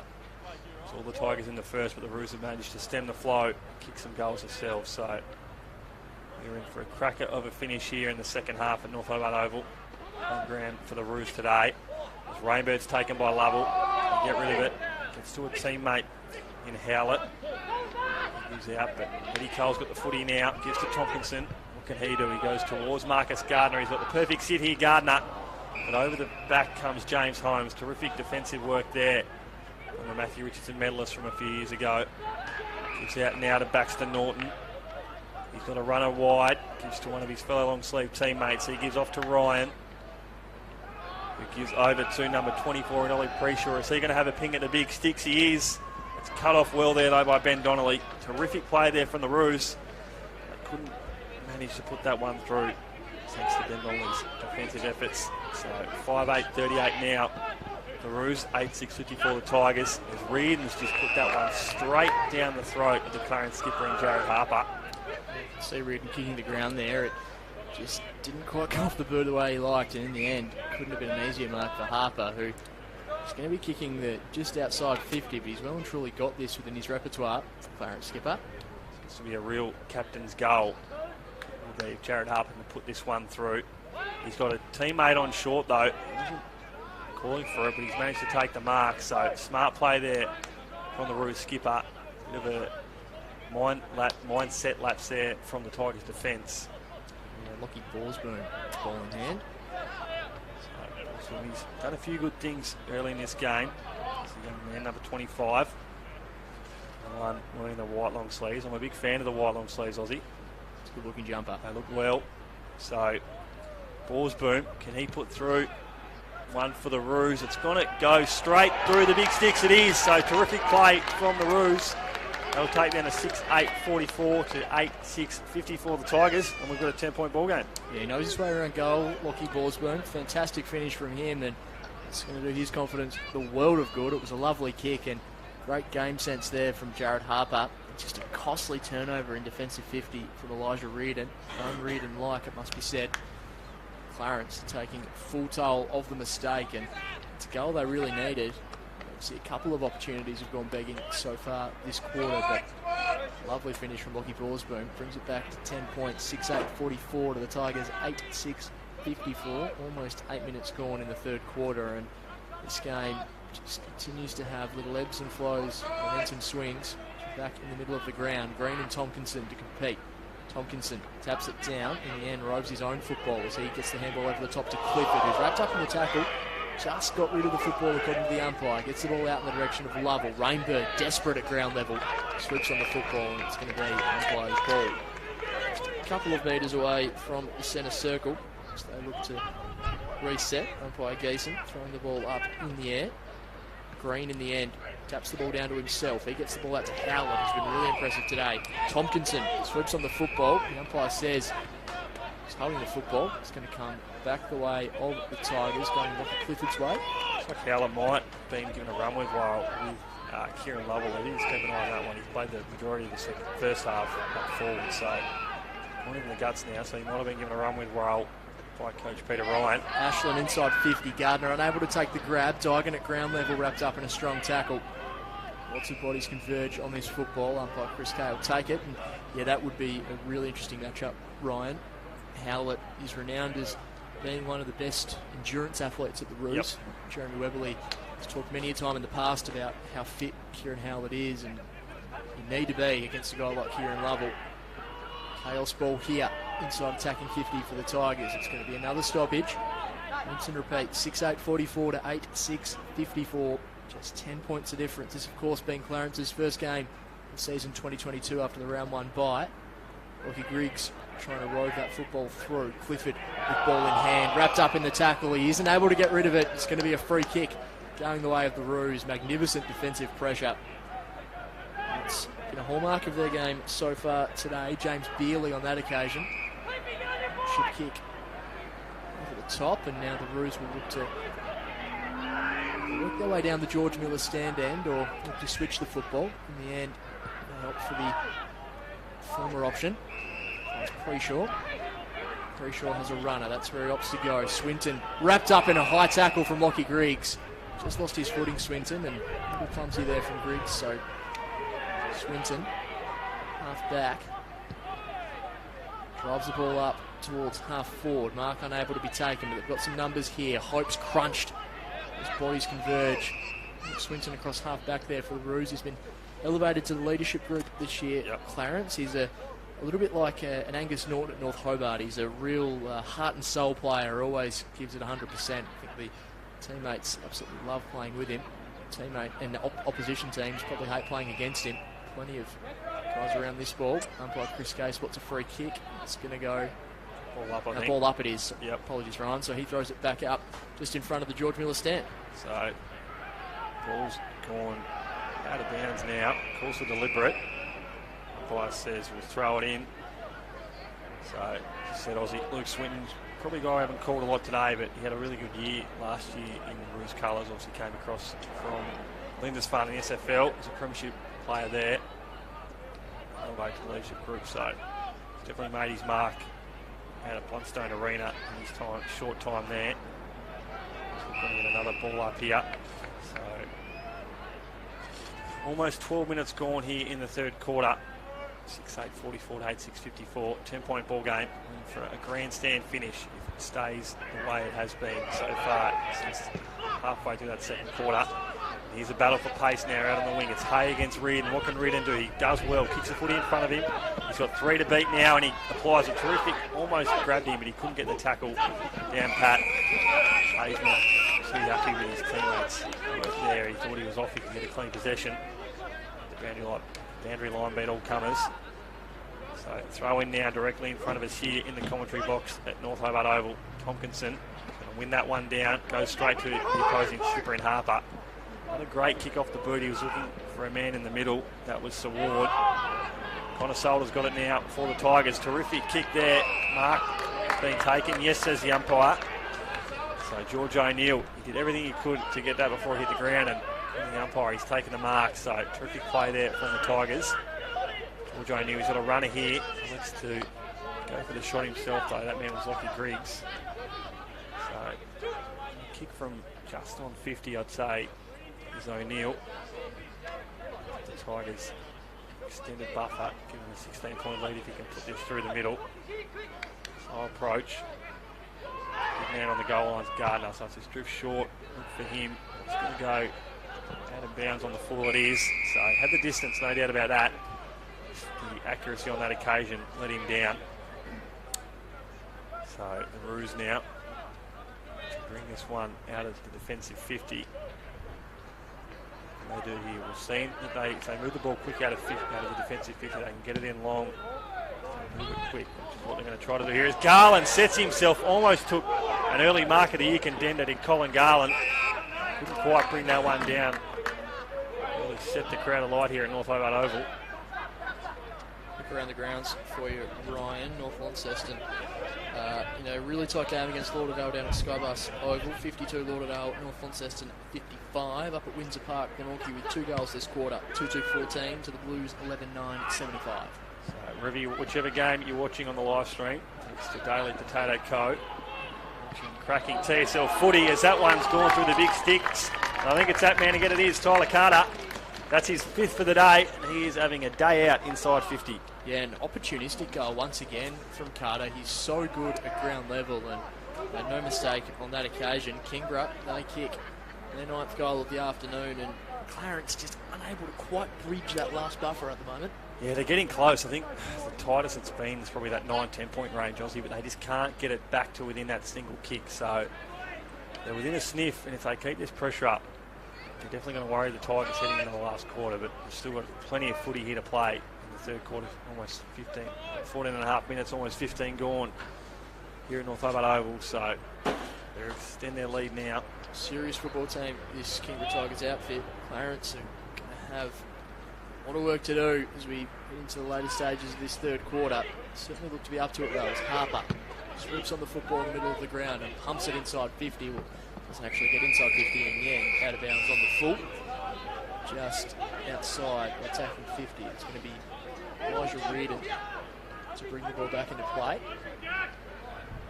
Just assessing his options at the moment. It's Reardon. He's got a couple of players free in the middle of the ground. It'll be a riskier kick in the end. Nice work on the mark from Brendan Hay. Elijah Reardon swoops back on the football. He and Rainbird were both hard at it. Reardon, in the end, keeps his hands on the football, kicks the ball out to the outer side.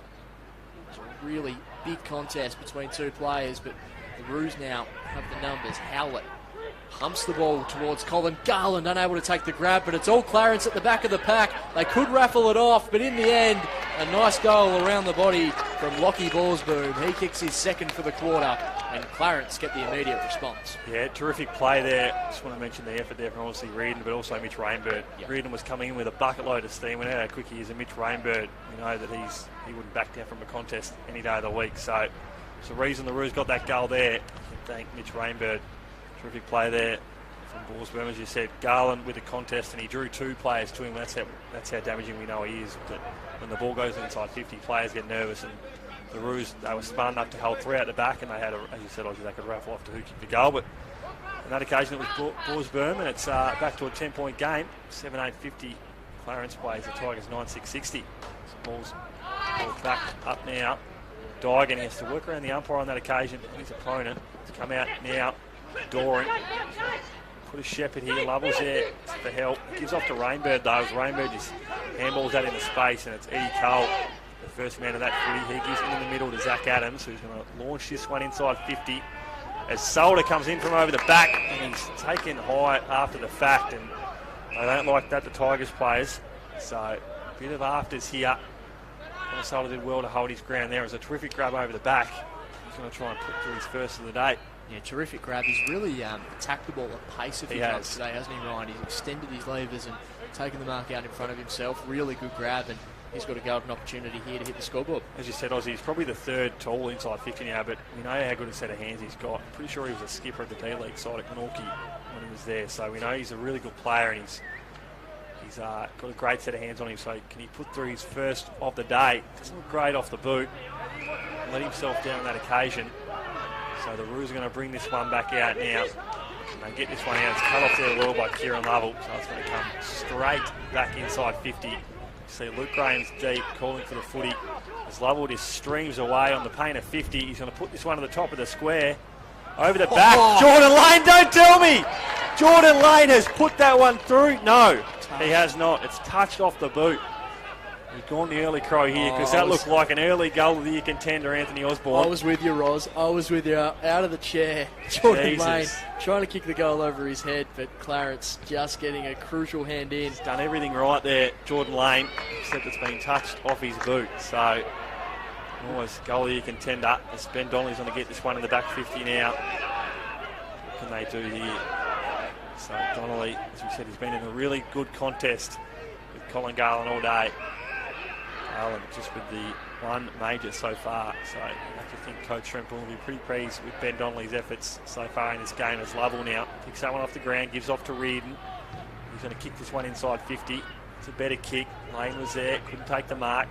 Good tackle applied there, though, by George O'Neill. He's been good on the defensive efforts inside 50 today. Certainly has. And just that ball there from Kieran Lovell on the wing. He just finds space where there really shouldn't be any. He's superb with his explosiveness to get himself into some space and then make the key decisions. And Tigers now have another opportunity as Rainbird wraps up his opponent in a tackle. Another ball up inside attacking 50 for the Tigers. 11 points the difference as we just tick over 19 minutes in this third quarter.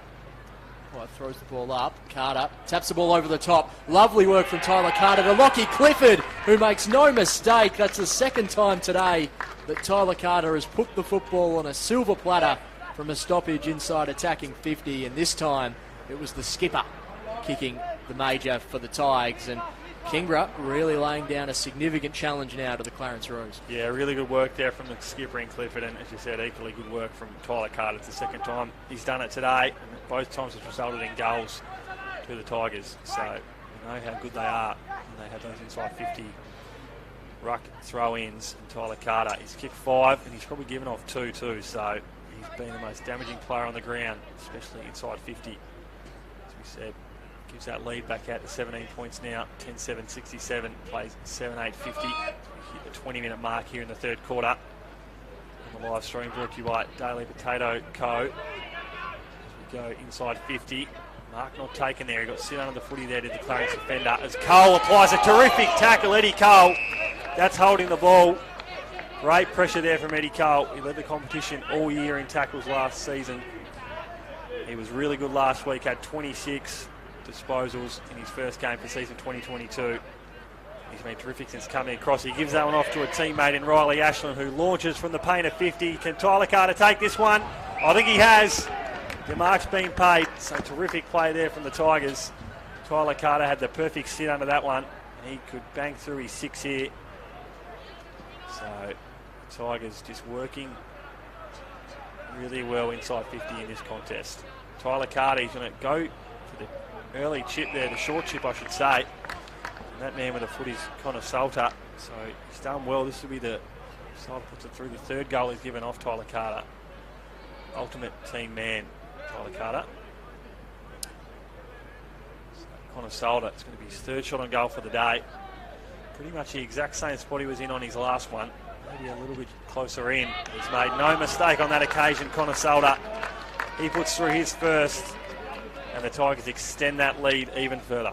Yeah, this is a really mature performance at the moment from the Tigers. They've been challenged multiple times today. There's still a long way to go in this game, but they're just showing some real resolve and are able to hit the scoreboard. And Tyler Carter, once again involved. He's causing all sorts of havoc inside 50 for the Clarence defence. And Connor Salter, that's probably a reward for effort for him as well. We've talked about it a few times. He's presented really well all day. He's competed well at ground level as well. Now he gets his reward, and all of a sudden 23 points the difference. We just tick over 22 minutes.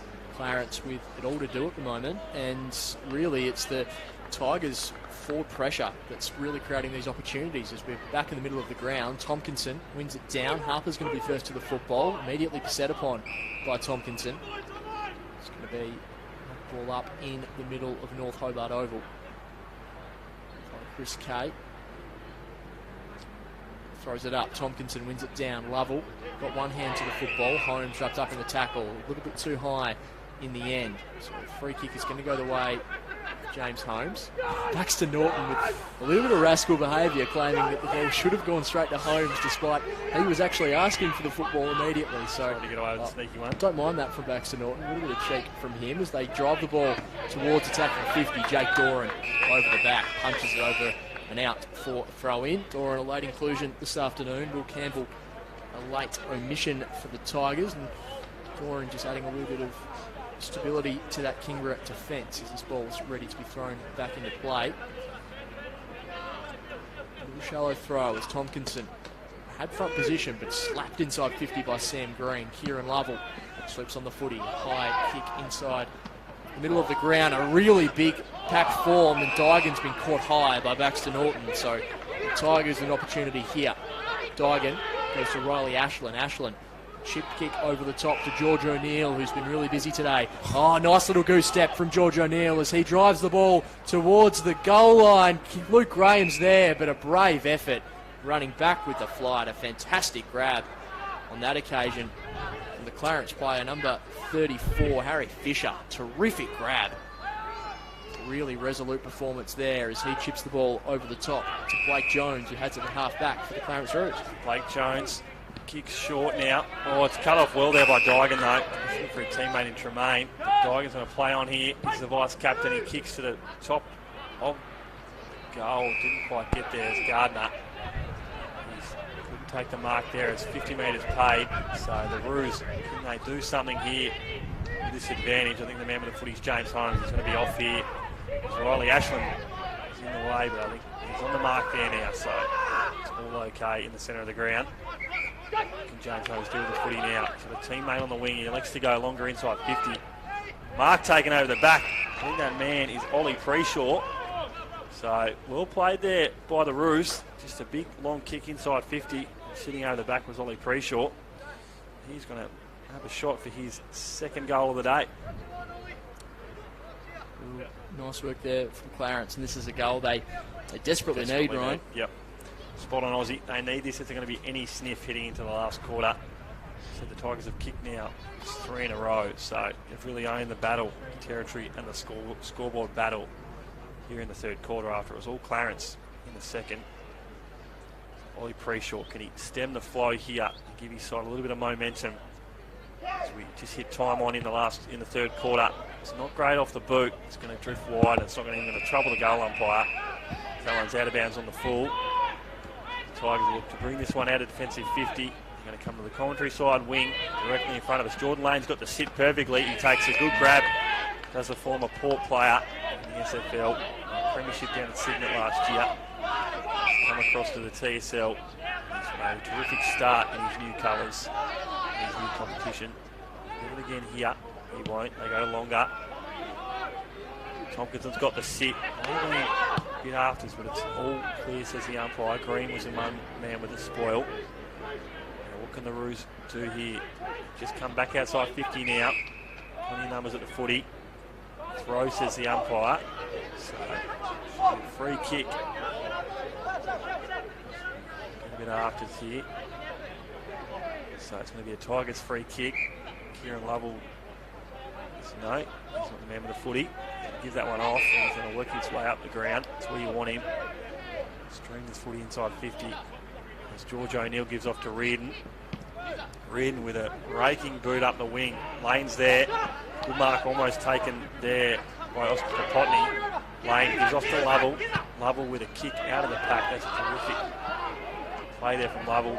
Good spoil there, good contest from Riley Ashland. Good tackle though, plus a ward for the Roos. The umpire's going to call the ball up. He just approached the 27-minute mark. As I say that, it's three-quarter time. So good contest here in North Hobart Oval. But it's the Tigers with all the momentum heading into the last quarter. They have a 23-point lead 11-7-73 plays Clarence, 7-8-50.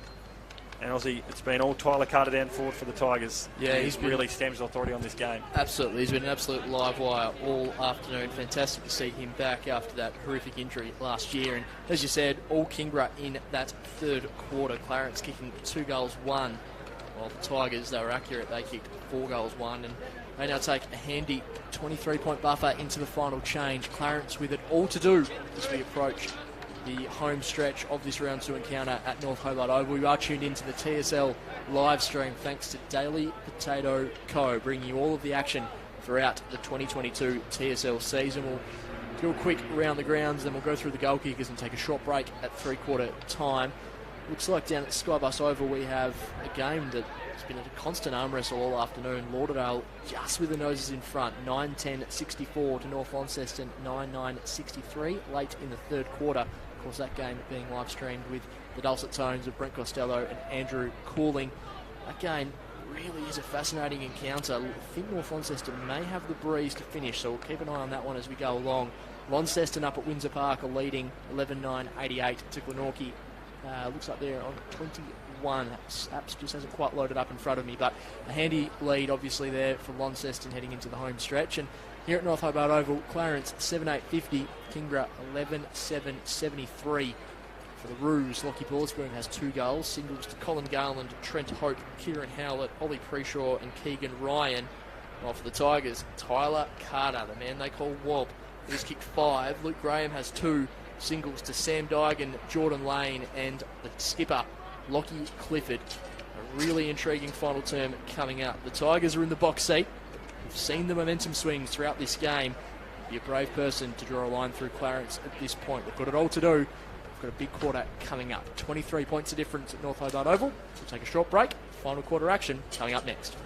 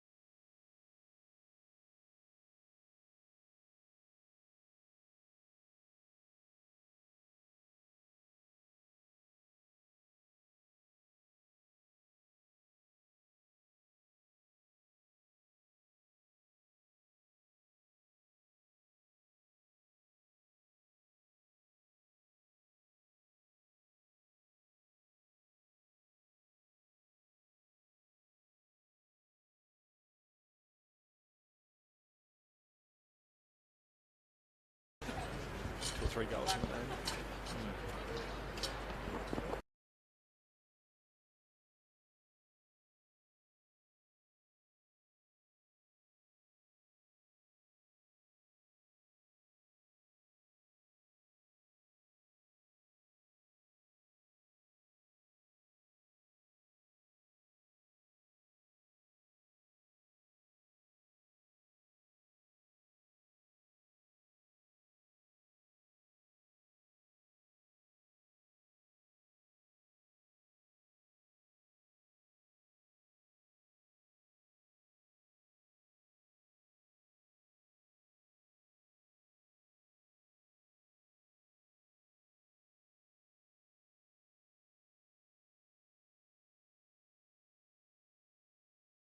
Ollie Preshaw and Keegan Ryan with singles for Clarence, Tyler Carter with 5, Sam Dygan with 2, singles to Lockie Clifford, Luke Graham and Jordan Lane. So get ready for the final quarter to get underway. It's going to be Tompkinson against Green as the ball's thrown up in the air. Green decisively wins it down, backs to Norton quickly, kicks it along the ground. Nice work there from the Roos. Harper unable to quite get his hands on the football, met in a big bump by Lockie Griggs, who's slow to his feet. We'll keep an eye on that one.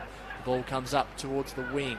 Dygan was first to it, wrapped up in the tackle as plenty of players converge. The umpire says, sort it out yourselves. In the end, we'll need umpire intervention. So 26 seconds into this final term, and just like the majority of this game so far, Ryan, it's a hot footy. It is a hot footy, Aussie. The physicality's been top-notch in this game so far as Green wins that one out of the ruck. It's taken there by Eddie Cole. He goes off to a teammate. He gives out now to Kieran Lovell. He kicks forward looking for Gardner. Can't take the mark, but he crumbs up well there. Gets his own footy. As Lovell's got it again. He's got a teammate wide, but he likes to come. No, he stops, props, goes again. She said Aussie, he finds space, Kieran Lovell, where there isn't much of it at all. So, you know what a terrific player is. Great to see him back in the TSL Tigers colours. There's the Roos now. They're going to bring this one forward. Trent Hope's there. Good mark taken there by Hope. So he hands off immediately to a teammate. He kicks forward. Mitch Rainbird couldn't take the mark in front of Reardon. Reardon's done terrific there. So umpires caught him back here. He wasn't on his line. So he was away there, was Elijah Reardon. He's going to come to the other side of the ground now. On his best work by foot. It's going to work out well here through the Tigers, through Cooper Sorty. He kicks short to Lovell. He's got Reardon over the top if he wants it. He stops, look for a better option up the right street wing. He's got tall timber everywhere. Tompkinson's under the footy. He gets caught under it. He's got Roos all around him, and they're going to mop up well here through Norton. Kick wide now, back to Ryan. He's got a long sleeve teammate inside 50. He can't take the mark there. Ken Barwick. And that one's gone out of bounds. So some terrific work there from the Roos, but again, just let myself down going inside 50. Is there going to be any chance to snatch a win here and walk away with their first win of the year? They're going to have to get some better delivery when they go inside 50. Ball in now, Garland against Tompkinson. Garland wins that one down. That's all the Tigers. Good tackle applied there, though, by the Roos. Rainbird's around this footy, gets a smother on that ball, but it's kicked out well there by Reardon. Salter pushed off that footy by his opposing player. So we'll get a boundary throw in now. Just outside 50 for the Roos. All the prime moves around this footy. Hole against Norton. Cole's in there as well. So's Holmes. He kicks forward now. They've got the sit here. The Roos. Rainbird's there. So's Reardon. Good pick up there by Reardon, but he's met immediately by a strong tackle from two players. Umpire says my ball. Throw up. So throw up here in the forward pocket. Can the Roos work some magic here and put a goal on the board early in the last quarter? Rainbird taken high, says the umpire. So Mitch Rainbird did everything right. He was the man in front there, and he was rewarded for his efforts. He gets a high tackle. So sloppy there from the Tigers player. Mitch Rainbird, a former Pie, going to have a shot on goal to put through his first of the day in his first game in Clarence colours. He's fought really well today, Mitch Rainbird. This would be certainly reward for his efforts. So Mitch Rainbird, he's had his injury troubles. Doesn't look great off the boot. It was working back. But it's gone through for a behind. So Roos now 7-9-51. Tigers 11-7-73. 4 minutes gone here in the last quarter of North Hobart Oval. Clarence home game today. Anthony Osborne. Roger Reardon pumps the ball in the Jordan Lane direction. Luke Graham at ground level. Backs a kick down. A fascinating one-on-one there between Paprotny and Dygan. It's going to be a throw in. A couple of Tigers were just going to make a beeline for the football and claim it as their own. It will be a boundary throw in. Half forward here for the Tigers. Sam Green, who's battled manfully this afternoon. He's shouldered the ruck duties for the majority of the day. Up against Tompkinson. Tompkinson wins it down on that occasion. Harper wrapped up in a big Riley Ashland tackle. Once held Ashland, another player who can roll through the midfield, and I'll have Alex Bessel back in a few weeks as well, the Kingborough Tigers. Just adding further depth. Will Campbell as well. Also missing. Spoil of riches. Back here, Tompkinson and Green. Adams sweeps on the football. Harper crunches him in a tackle. Ashland's crunched in his own tackle, and in the end it's going to be a reward here for the Roos. Although Ashland's claiming it should be held up. A little bit of confusion between a couple of players. In the end, it's going to go the way of Clarence through Preshaw. Ship kick, finds back to Norton. Norton straight into the guts of North Hobart Oval, does well. He finds Paprotny. Paprotny wheels and goes. In the end, a little attacking effort on the ground level from Lockie Godomski, but Clarence still drive the ball inside 50, courtesy of Dylan Howlett. Punch back in the direction of Lockie Griggs, who just slaps the ball in his own favour. Swinton over the top. The opportunity is still alive here for Clarence, but the Tigers' reinforcements come in as they merge with the football. Hurried kick towards the wing. Clarence with the numbers.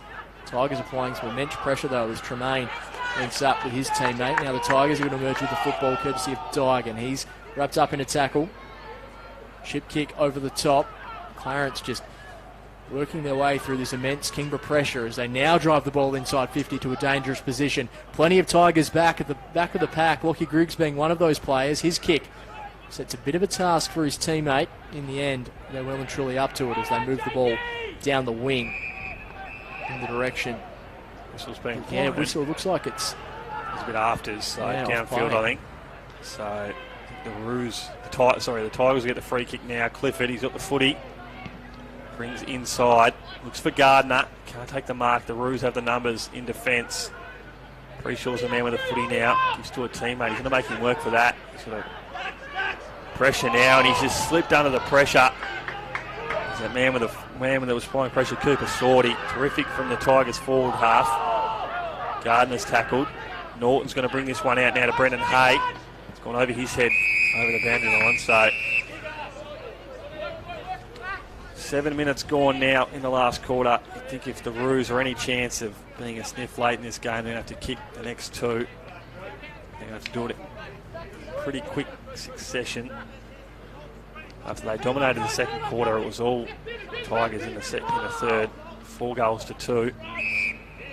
Really let their good work in the second quarter come undone at the seams, as Ashland's going to get this handball from O'Neill. That one's smothered off the boot. Can the Roos work something here through Hay? Hay works well there. Kicks this one up and under. Reardon goes up. Good spoil there, though, by Ollie Preshaw. He's giving his teammates a chance. Garland smothered off his boot. Tompkinson's there. Garland's got him for company. Umpire says holding the ball. Terrific play there from Colin Garland. He plays on immediately as Tompkinson gives no pressure on the mark. He kicks long. Ryan's there. That one's gone through for a behind.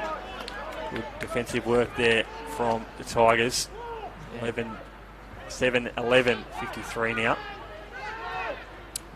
So Blake McCulloch doing the duties, punching that one over, but now the Roos are with another opportunity at half forward. Brendan Hay and Howlett ruffle it between themselves. Baxter Norton tries to get his kick away, but a nice smother from Zach Adams. Norton in a bit of a phone box, gets the ball over the top to Hay, who kicks an ugly ball inside 50. And it looks like he's been taken off the play, and it's going to be a free kick. It was just probably the undersize there, Ozzy. I mean, Hay, it wasn't late or anything. I think it was more the fact that Tompkinson against Hay, the size differential probably cost him there in the end. So free kick to the Roos. Man with the footy, it's going to be Ollie Preshaw. Stays to his feet now. He's just kneeling down on the paint of 50. You know he's a tough operator, so he'll be back on his feet in no time. Ollie Preshaw's going to look for his second of the day. So Ollie Preshaw now to give the Roos some sort of sniff here in the last quarter. Can he put through their first of the last term? It doesn't look great off the boot. Never troubled the goal umpire at all. So now that takes them to 7-11-53. So a 20-point margin here at North Hobart Oval. So bring it out now to the Tigers through Lovell. Cut off well there, though, by James Beerley. He takes the mark. It's not a great kick off the boot. Tigers are going to work this one out through Eddie Cole. Jordan Lane's there. Graham's over the back. Lane takes a good, strong mark. He gives off to that man in Graham who's got Solder on. Solder gives back to Graham. Needs to apply a Shepherd there who gives to Carter. And he takes another mark inside 50. As he's been the most damaging player on the ground, Aussie, you'd have to say. Kicked 5 goals today, probably given 3 off himself. Yeah, he's been excellent, Tyler Carter. And Jordan Lane, that was a fantastic grab. It was. On the wing that's created this opportunity. And now Tyler Carter, this will take one of his better kicks. He's going to be kicking the best part of 50 metres on a difficult angle. But the way he's been kicking the ball today, he's every chance. Tyler Carter now to put through his 6. He works himself around the angle. He sells a bit of candy. He gets around him. Tyler Carter, he's done everything right. But the skill execution there, the big man.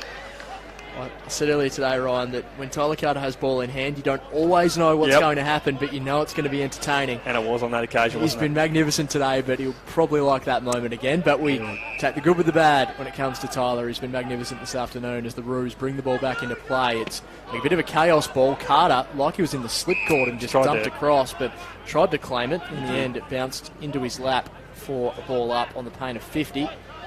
So, Tigers really putting the pressure on the Clarence defence at the moment. So, Tyler Carter's going to contest this. You know how good he is inside 50, those ruck battles. Roos going to work this one out now. Good tackle applied there by the skipper in Harper. Comes out to Lockie Griggs. He's set upon by 2 Roos immediately. This will be another ball up. Eddie Cole looks to get his teammate up off the deck. Baxter Norton's in there for the Roos. He knows this ground pretty well. Played all his junior footy with North Hobart. Across the bridge, last season. The captain, Clifford, gets the footy. Good spoil there by the Clarence defender. Advantage now goes to the Tigers through Cole. Cole kicks long. He's got Gardner over the back. He got to sit the big man. Graham around the back. Can he put that on his boot? He can't. Terrific defensive work there. I think it might have gone through for a goal, though. It has. It has. So Luke Graham, he got tackled, and I think that ball hit the deck. And before any of the Clarence players could get a finger on that one to take it through from behind, Luke Graham's popped up and kicked another goal. So that's his second for the day. And you have to think that makes it pretty tough now for the Roos. It's been all the Tigers since early in that third quarter. They lead this one now by a pretty significant margin given the state of the game we're in. 12-7-79 to a 7-11-53. So 26 points is the margin now. So we tick into the 12.5-minute mark. All the momentum now the Tigers. As we said, they were tipped early in the pre-season to be the bolter of season 2022 and really be the challenger to what we expect is going to be a pretty dominant Launceston side looking for a 3-peat. So they've done themselves no favours here as we go in now. Good mark almost taken there. Good crumb there by Cole. He gives off to Reardon. He's got Hay for company. Good pressure there from Brendan Hay. It's come out to Trent Hope. He kicks inside 50, but it's not to the advantage of a teammate. So Tigers work this one back out now. Good work here by the Roos, though. They're going to drive back inside. Garland's deep against Donnelly. Good work there by Donnelly. It's been a terrific battle all day. Reardon and Hay, that's also been a good battle inside 50 for the Roos. There's a holding the ball call has been made. So that one's going to go against the Roos. It's going to go for the Tigers. So they just slow this game down a bit. They've got the advantage on the scoreboard. If they kick one more here, you have to say it's all over for the Roos as Gardner. It's let out strong all day. You said that carousel-like system they've got going in the ruck with Gardner and Tompkinson, Salter and Lane. It's worked pretty well for them today against the lone soldier in Sam Green. Lovell gets a handball off from O'Neill. Looks for Carter. Carter takes the mark, almost does. Fumbled with that 3 or 4 times. As we said, he's had a terrific day, Tyler Carter. He's kicked 5 goals. His second game back from a season-ending injury midway through last year. So he's a heart and soul player at this outfit. They love him down to the Twin Ovals. Coach Tremple will always talk about him very favourably. Says the boys really love him and they felt for him last year when he had that injury. So good to see him back out there this year in a year that meant to be a big one for the Tigers. As Rainbird's tackled, Clifford gets the footy now, gives to Lovell. Lovell's got Salter on. He led well there, Salter. Good pressure there though by the Roos defender in Tremaine. The umpire's cold holding the ball now. So really good defensive work here from the Roos. Quick around the grounds for you, Ryan. Lauderdale leading down at Skybus Oval, 10-11-71 to 9-9-63. Up at Windsor Park, it's all Launceston, 14-12-96 to Glenorchy, 3-3-21.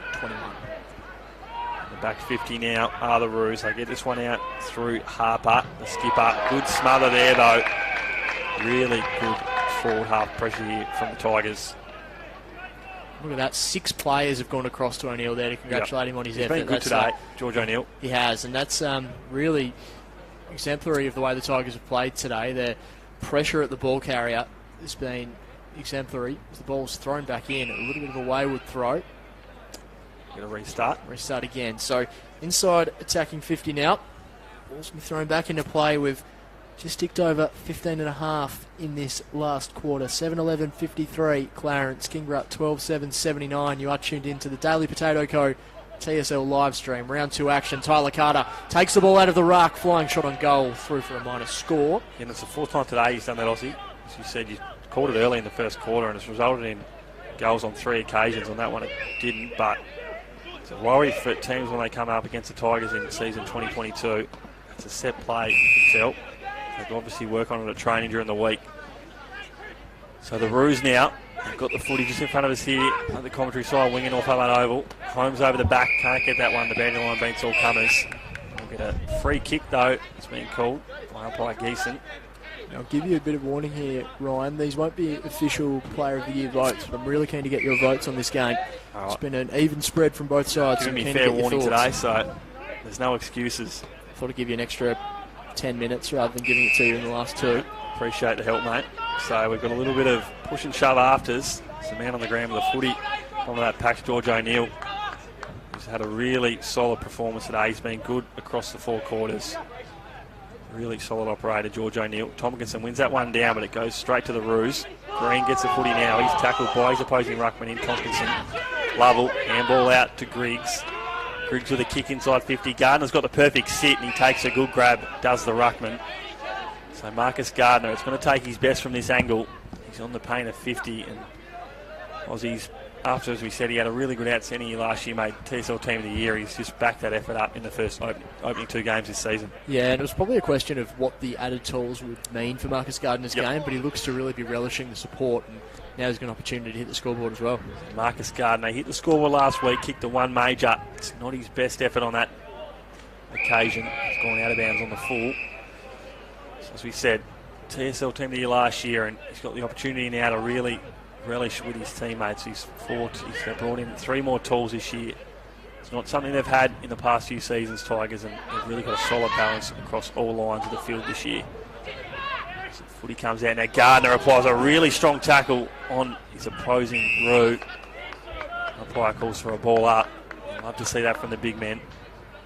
Throwing their weight around. So tipped into this 18-minute mark now in the last quarter. So the Roos are going to have to move quick here as Eddie Cole's the advantage on that occasion, but it's going to be a Clarence free kick. So the man with the footy there is Ollie Preshaw. He's been serviceable today. He's kicked the 1 goal and he's looked lively when it's gone up inside 50. He's in the back 50 now though.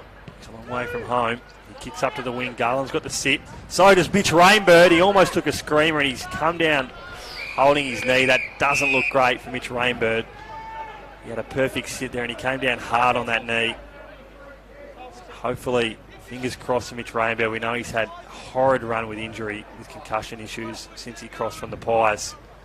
He's got up really worse for wear here. So, Rainbird hobbling off the field. It was a big fly Aussie. It didn't look great as he came down. Yeah, it was a really hard impact on the ground, and thoughts of everyone across the competition are with Mitch Rainbird. Fingers crossed it's better than it could be. Just keep an eye on that as the afternoon goes on. Tompkinson wins the ball as the ball swung back into play. Loopy handball over the top to Clifford, who in turn finds Eddie Cole, runs out of tarmac, out of bounds for a throw in. Rainbird has certainly hasn't looked like he's missed a step. No, he's certainly been up to the level today. Certainly in passages, he's been one of the real key players for Clarence as By Bevis throws the ball back into play. Tompkinson dueling with Garland on this occasion. Neither ruckman able to quite get their hands on the football. Coming in there for the Roos, the Tigers, I should say. Handball goes over the top to Eddie Cole. He has a runner on. That's where he goes. It's Zach Adams, who a piercing ball inside 50 and standing in the hole. A great mark taken. I think that might be Eddie Cole. Takes the grab. Opportunity here for the Tigers to further extend their advantage. It's not Eddie Cole, I'm sorry. It's Connor Salter. Thought he was a bit too tall to be Eddie Cole, was the socks up that got me, Ryan. There's not many of them around at the moment. You've given Eddie Cole about 3 or 4 more inches than he actually has there, so... apologies to Connor Salter. Hopefully he can really drive the dagger in for me and have a shot on goal here and kick it for the Tigers. The ball's on the way from Salter, just missing to the left-hand side. Through for a minor score. Salter just adds another dimension to this Tigers forward line. He does. No, he's been pretty good today. He's taken a few good grabs, Connor Salter. So he kicked 3 last week. He's hit the scoreboard with a 1 major today, but he's been a good target inside 50 for the Tigers as they bring it out now. Ollie Preshaw should collect this footy. He does. Good mark taken. He's got Green on wide. He goes short to him. He's got a runner over the top in his skipper in Harper. He's got short on Hope. Elects to go longer, and it's gone straight down the throat of Lane. Gardner's there. Good mark taken by the big man. That's what he can do. He's got a great set of hands, does he, Marcus Gardner. Sam Green's not happy with himself on that occasion. Beaten one-on-one by his opposing ruckman. Looks for Tyler Carter, but a good mark taken there from Keegan Ryan. He goes off to a teammate in Dylan Howlett. He's tackled immediately, though, by Kieran Lovell. Holding the ball, says the umpire. Good tackle there. A bit of afters happens here. Cole and Dye can come in just to separate that one. 50 metres, yep, that was there. Just a bit of undisciplined play there by Howlett. Eddie Cole sucked him in. And Kieran Lovell, I think it's going to be another 50. No, it is. So I think it might be a 100-metre penalty here for the Tigers. And if it wasn't game over before this, Anthony Osborne, it's definitely going to be game over now. That's a gimme to Kieran Lovell. Yeah, they'll be disappointed with that, Clarence. Coach Peter Ryan will be frustrated by the ill discipline, and Kieran Lovell with a gimme look at goal to further extend the Tigers' advantage. He makes no mistake, as you'd expect. An easy shot on goal. They move away to 13-9, 87. Clarence 7-11, 53. And Lovell, who has been Kieran Lovell today. We expect him to get a lot of the football and to move really well. He's just done that.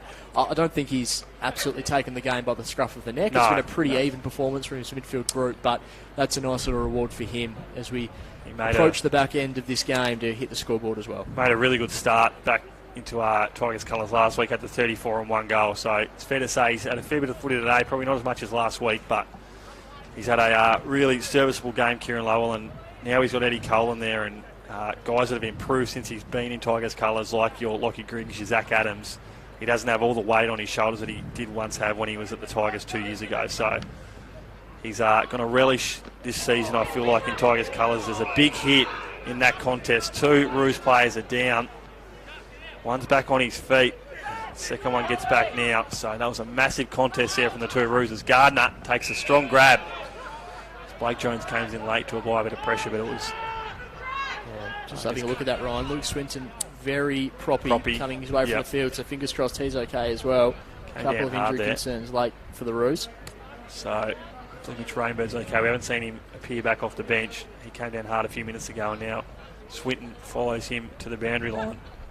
So Marcus Gardner, he hasn't hit the scoreboard today. Can he put through his first? The big man, again, he's drifted that out of bounds on the full. So that's 2 kicks in a row to Marcus Gardner that have gone out of bounds on the full. So the big man, he's doing everything right around the ground except his set shots on goal. So we're 23 and a half minutes gone here in the last quarter. It's going to be the Tigers that walk away with a win here at North Hobart Oval. They'll go 2 and zip. their strong win against Lauderdale last week. George O'Neill, who's been one of their better players today, he's taken a mark inside 50 after that kick out. So George O'Neill hasn't kicked one today. Can he get a bit of reward for effort here late in the last quarter? Just extend that margin for the Tigers, who are expected to be a force to be reckoned with here in TSL season 2022. George O'Neill comes in now. Is it going to make it to the goal line? Gardner's there. It's punched away though by the Roos. It hasn't gone over yet. I think Marcus Gardner might have put that through. It looks pretty good off the boot, he has. So terrific work there from Marcus Gardner. And that's exactly where you want your ruckman to be. Terrific play there from the big man. And he's been one of the Tigers' better performers today. Yeah, fantastic finish from Marcus Gardner. Opportunistic once again. He's had a couple of set shot looks that have sprayed badly, but he made no mistake on that occasion. He's just been a real presence right around the ground for them as we see Elijah Reardon and Tyler Carter make their way from the field. They've both been superb this afternoon as well. But Gardner, really nice, opportunistic effort.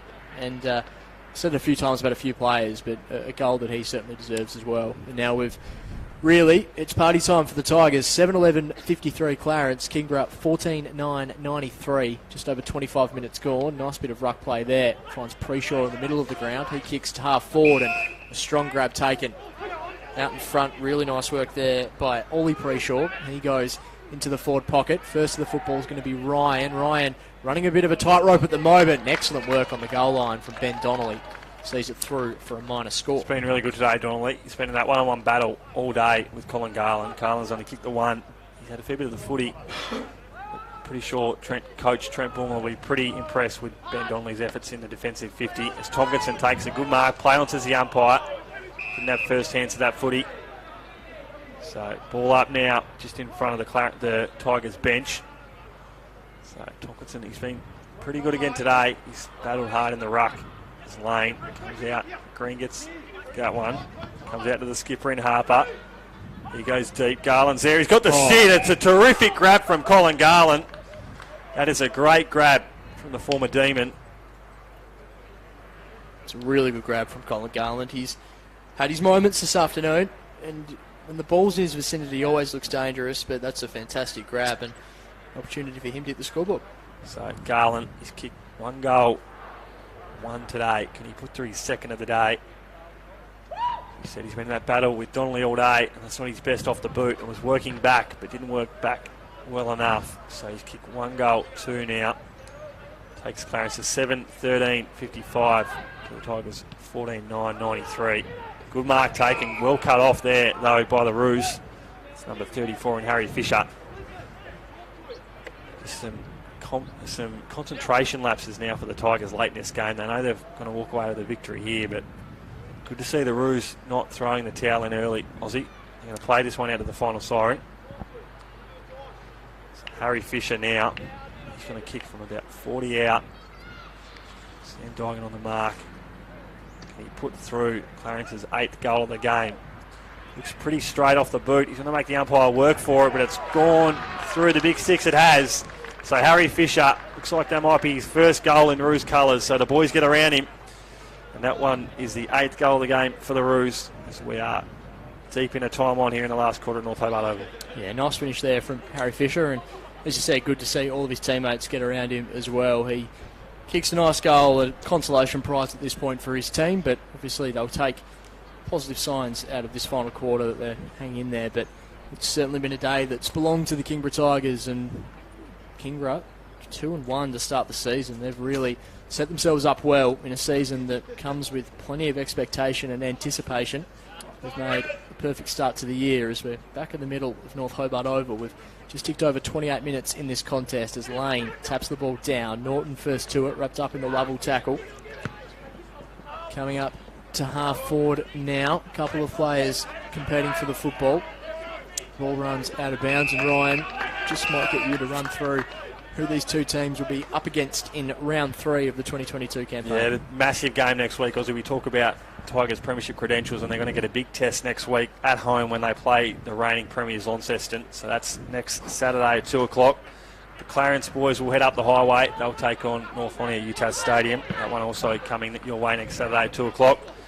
And the final game of the round next week is the Demons. North Hobart back here at their home ground after having the bye this week.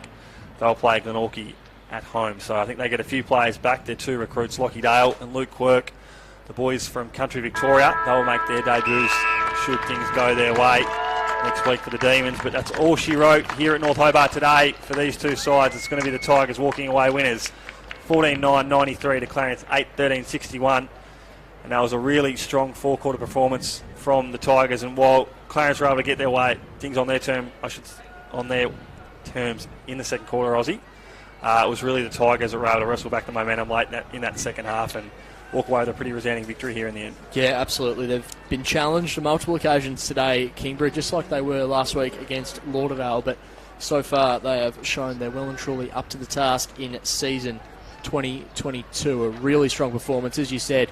A nice even team performance. A bit of a worry there seeing Mitrain Bird on crutches with ice around his left knee. I really hope that he's able to be back on the football field sooner rather than later. He's moving a little groggily, so at least he's able to get out there and say well done to his Tigers opponents. But yeah, that might be a big story in the coming while. I can also say Luke Swinton out there as well. So fingers crossed for those two that they recover well. But Clarence, they'll take some positive aspects out of today's game. They now know, I guess, where they sit in the broader scheme of things against a team like Kingborough at the start of the year. Of course, Kingborough with a game under their belt to start the year, unlike Clarence, who were playing their first game this afternoon. But yeah, really strong performance from the Kingborough Tigers. We'll take a quick look through the goal kickers as well. For Clarence, Lockie Ballsboom has finished the day with two singles. It's Colin Garland, Trent Hope, Kieran Howlett, Ollie Preshaw, Keegan Ryan and Harry Fisher. For the Tigers, Tyler Carter, he led all comers. He kicked 5, while Sam Dygan and Luke Graham kicked 2 apiece.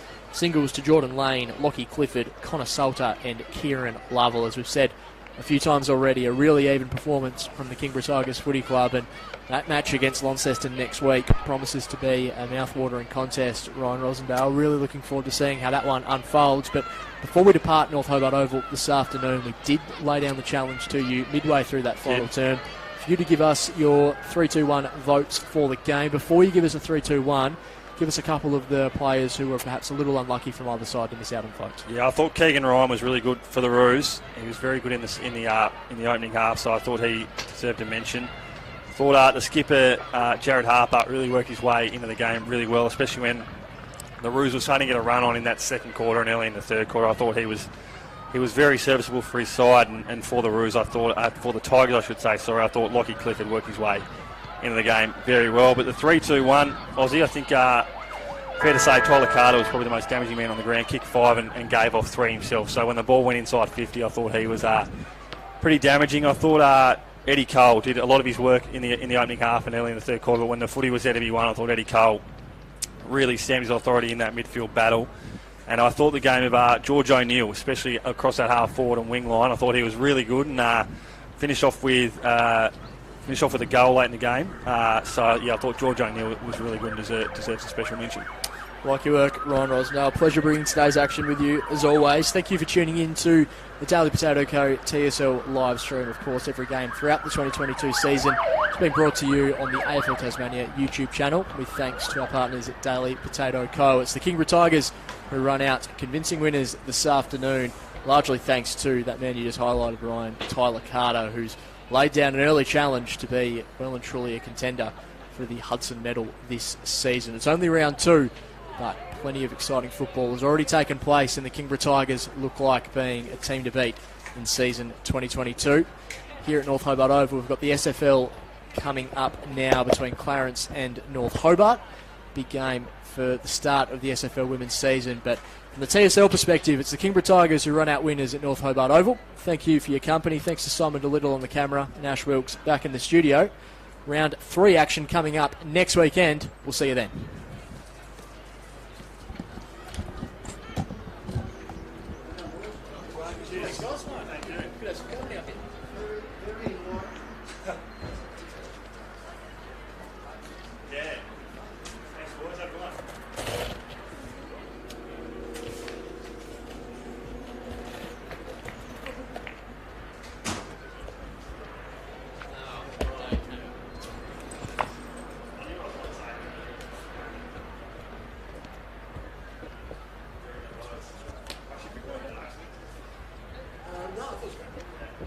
No, they need